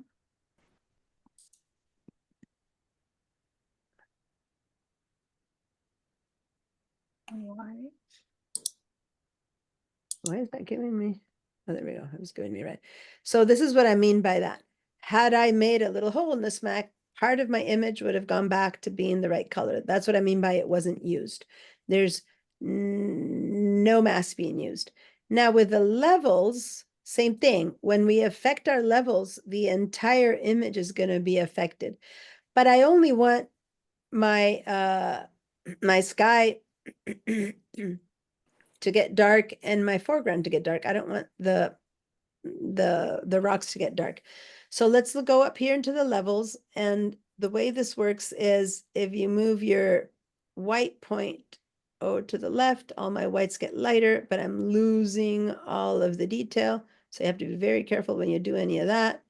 And when I move over to the left point, which is my black point, if I move that to the right, all my black gets really dark, okay? But they go black without detail. So you want to be very careful with moving those two edges. But one that's kind of easier to move around is the middle. So it's the middle tones. So I can go ahead and darken. See how I'm darkening, moving it to the right? I'm darkening the foreground, and look at the sky. It's looking pretty intense. But the rock darkened as well because there's nothing being hidden, so to say, in this mask. You see that? So, and I'm doing this, I'm exaggerating this. I wouldn't want my blacks to get this dark, but I'm just trying to make sure that you're aware that everything is getting darker or everything is getting lighter at the same time. So I'm going to darken this, and usually I would be more subtle, but let's move it to the right to make this pretty clearly darker, because then you can adjust it later. But now we can go select our levels mask, okay? I moved from the properties to the mask. And now I can go over here, make my brush, okay? Remember the brushes? I can make it harder or softer. I'm gonna put it somewhere in the middle-ish for this. We'll see later if I need more or less. Remember that you can also do that with the shortcuts. But when you come over here and you start painting, what color should I have in order to do this on my brush? I need to have black on my brush, okay? So do you remember how to get black on your brush?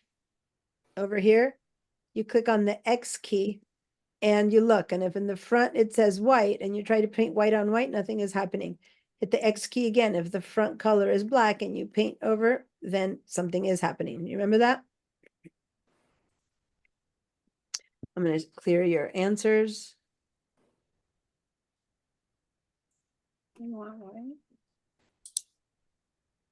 All right, and now what you can do is you can zoom in a little bit, and you can try to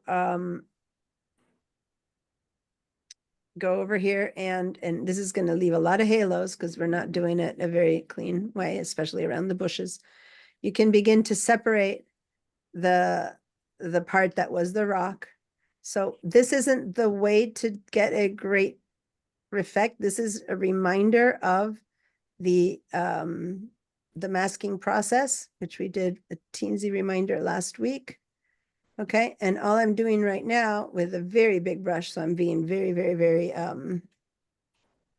not accurate. Okay, so I have to do a much better masking job for this. This is my goal is to show you how you can make an effect, and now I'm doing it from afar, so it's going to be even less accurate. And I'm not, I think I'm running out. I think I'm not getting the rocks. I think I got some bushes in front now. So for better or for worse, and look at how bad this bush looks.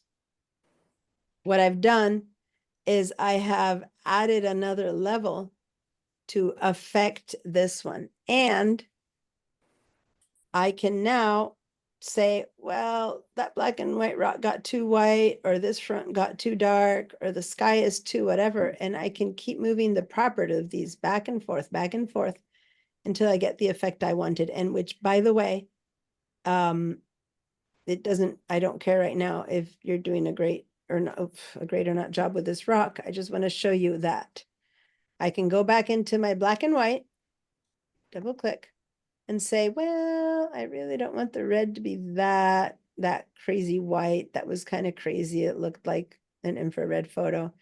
And maybe the yellows can go darker. Maybe my blues can go lighter. Like, you can still decide to do it the opposite. You can say, I want my blues to be light. I want my reds to be dark. I want my yellows to be dark. And I'm going to go over, you can completely go in the other direction. And then you go into your levels and you go, I'm going to make it that the rock is dark and the sky and the front is light. Like, basically I'm doing the opposite of what I did before, all because I had set these two up ready to go. Okay. And yeah, this is a very abrupt extreme examples always of everything. But you manipulate the properties now and the masks to get what you want. We're gonna learn how to make a good mask of that rock. Ed, your hand was up? No. Someone else raised their hands. Who was it? Bye-bye. I thought I saw a raised hand. Dot, yes. I'm having trouble getting into the brush to brush the mask. I think I need to screen. Okay, so basically, before you screen share, the brush, the easiest way to get it is to just hit the B key on your keyboard. And that So gives you the right brush. I'm in levels Mhm. and then I just hit the B key. Yeah. Mhm. Hit the B key and it should select this brush, which is the one we want. Do you Okay. see it? Is that working? Does Yeah, that that's- I see the brush. Okay, now over here, you need either black or white, but I don't want you to click on this. People click on this and then that's the wrong place to be, okay? So don't click on this.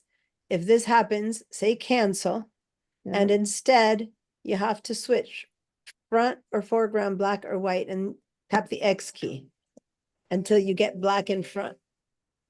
And once you get black in front, then you can select the mask and start painting away. If you have a tiny Do I brush, say add to mask or um, what do I select? It says select, do select and mask. I don't know where you are. Let me see. I'm gonna stop my share. You seem to be one step ahead into a refine edge or something. Go ahead and share your screen. Because the choices of add to mask. Where do you see the add to mask? I'm sorry. Right here. Oh, I'm not using, yeah, I'm not using those. Oh. Those are the contextual I just toolbars. go select and Just, mask. just, you have a brush on, you have black. No, don't touch anything. Go to the layers panel. You see the layers down on the right? Far right, layers. Yeah, there. Yeah, layers. Layers. Make sure that you have selected the mask, which you have. See how there's white around Right. it? Uh-huh. Now go to the left and select the properties, which is the little icon on the left. No. Go to the mask and half an inch to the left, right? Move it to the left, your mouse, half an inch to the left. Keep going to the left. There, click now. Here. Yes, click. Now Oh. that's the properties of your mask where Okay. you can make things lighter or darker. And then to the right is the mask. So there's two parts. No. I'm not asking you to do anything with that. Okay. I'm asking you to be aware that on the layers, there's the mask and the properties. So Mhm. now select the mask, which is the Right here. white stuff. And now with your mouse, begin to paint over whatever you want to not be affected. And you have a teensy weensy little thing. So I need to- no. Put the feather all the way to the left. You don't want that to be feathered at all. Oh. Yeah, there we go. And collapse this panel. You don't want this panel at all anymore. Collapse it. To double-headed arrow. Yep, perfect. And now what you need to do is make your brush bigger. So the quickest shortcut is to go to your keyboard and find the bracket keys. Do you see the bracket keys there to next to the Yeah. letter P? Okay, so now start opening up by using the bracket key. Where's your mouse? Put your mouse on top of your sky. So we see it. There we go. And now start hitting the bracket keys to make it bigger or smaller. So go to the right and make it bigger, Oh, I bigger, see. bigger. There we go. And now start painting over the rocks, for I example. need to kind of zoom though, right? Well, to get a good one, yeah, but we're not going for a good one. We're just Okay. going for Oh, then you understanding just- masking, Okay. because there's no way that you can Right. really get a good mask in this mode, but it's just understanding Right. masking, because that's what I Right. did really quickly yesterday or last Friday, and I'm trying to remind you again, the practice of masking. Okay. Okay. And if you went overboard and you masked and suddenly you need to fix it, what would you do, guys? Go ahead and go overboard, go cover the bush, for example, also. Say that you say that you didn't want that. How Mhm. do I now fix that? You Control guys? C. Control Z. Hold on, not Control Z per se, it does fix it. But what if you had already done that and you come back to it later and you go, ooh, that mask, I didn't want the bushes. So you can't Control Z it. you need to fix it, which I always say fix in the moment. But if you didn't fix it in the moment, what you need to do in the mask is now paint white to get rid of the black. So click on, no, don't click on that. That one yet, or the X key. Yeah, the little double-headed arrow you were clicking is good. Yeah, or just hit the Then I X key. just And now paint white paint because that, you have white and and you then paint I white just to back darken that portion again, okay? I'm just trying to get this Yeah, practice down again. right. Some of you have it down really well. Dorothy, it's been a while since you used Photoshop. So I was trying to get you to do this part again. Some of you guys have been Sure. doing it nonstop in class and you got it. For Appreciate it. some of you, I went too quickly through this review last time. So I was just wanting to show that again. So everyone give me a yes if you all got that that reminder of how masking works and you were able to mask it. And now, if you do want to back up and try to get a much better mask, you're welcome to do that. Or I highly recommend, in this case, I would just open the raw again and play with all the raw tools I can first before I come in to do the Photoshop extra masking. I'm looking at the time. We have 10 more minutes. So unless there's any specific questions, I'm going to rework this a little bit in RAW so you guys can see how much more you can get done in RAW before you work in. So I'm going to clear the feedback on this. And if you're ready to go back to the RAW, give me a yes. And meanwhile, Ken, I'm reading your message. And did you see my email that I sent to, I'm just talking to Ken now, Ken Masuda. Did you see the email that I sent to the admin to see if they can reinstate you? Ken? Your sound is off, so if you're talking to me, I can't hear you. I know you wrote to me in the chat, but if you can unmute yourself, that would be good. Okay, you're not unmuting yourself, so I don't know if you can, if you're hearing me. Otherwise, Ken, you need to, I already sent it myself, but you need to send the form that I emailed you, okay? Because you show up as dropped and you need to get reinstated by the administration. So anyway, read my emails to you from yesterday. Okay, are we ready to move into RAW again to try to see what we can do with RAW on this image? Diane, excuse me. Yes, yes. You keep saying yesterday. Am I missing something? No, I'm talking to Ken. I said, I'm talking to Ken. I'm talking to Ken. Ken, yesterday, he and I emailed because he was Oh, dropped from the okay. roster Because and I'm, this class is Fridays, right? yeah, so I'm now talking to Ken, who Okay. yesterday we had a series of emails where he needs to reinstate himself. So that's why I said only for Ken while you guys are working. Sorry, thanks. No, that's okay. All right. Oh, your unmute and video are not working. So Ken, definitely check in with tech support to see what's happening that you can figure out your Zoom. Here, let me copy this and put a link in the chat. You guys can't see because he's texting just me in the chat. But Ken, I just texted you the phone number. That's the City College tech support. Go ahead, and they're only open today until 1 or 1:30. So check in with them to see what's happening so that you can unmute. And oh, your video worked. There you go. I Yeah, can see you. actually, Oh, it worked. my unmute worked also, so Oh, good. I don't know what happened, but Okay, then. yeah. So anyway, I'm at this okay. point, you have to review the whole recording to Right. catch up to today. Right. But you won't get the files until you're registered again. So check your emails because I emailed you a form you need to fill in and send in. But I also sent a request in because you show up as dropped and have them reinstate you. So if you both attack it, it'll happen hopefully before Friday. So then you'll have all weekend to work on the files. If you wait, then it might not work until Monday. I went into the office and I gave them No, I know. my form and I know. your thing. I Yeah. know, but since the class was full, we had 24 students and there were Right. no more. The people who do the paperwork, when they register and that class is full, you automatically get into the mode where you're registered but dropped. It's Right, weird. but I went back to this morning Oh, this morning and you did gave it. him the, my paperwork and your email saying, please, Oh, you yeah. did it. Okay, they're really backed up because the whole Oh. system of registration is changing. They have a pile like this of paper things. So Okay. hopefully they get to it Yeah. today. But yeah, that's as far as we can go with helping you because I can't do much more. That's Right. them re-registering you and then you'll have the class files, okay? So Okay. keep checking today. Hopefully Yeah. they get to it by the end of today and then you'll have the class files. All right. Right, Yeah, I'll thanks. send you the link of the recording. Just so that in case you can't get to the class files, you can still watch stage recording so you can catch up by next week. All right. Yeah, okay, good. Guys, let's go back to Bridge and let's reopen this thing.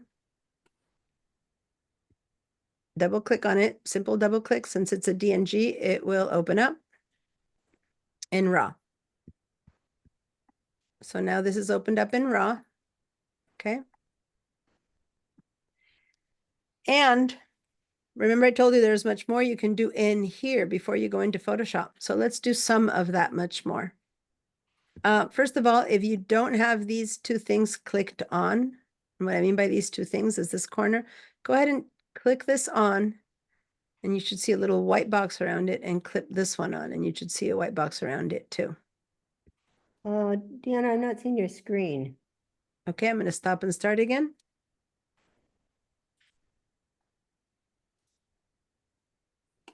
How about now? Mm-hmm. Okay. So all I did was I double clicked on this image again in Bridge and it opened because it's a raw file. It opened in the raw tools. And now from here, let's go ahead and start with the good old, oh, I was saying first turn these two on.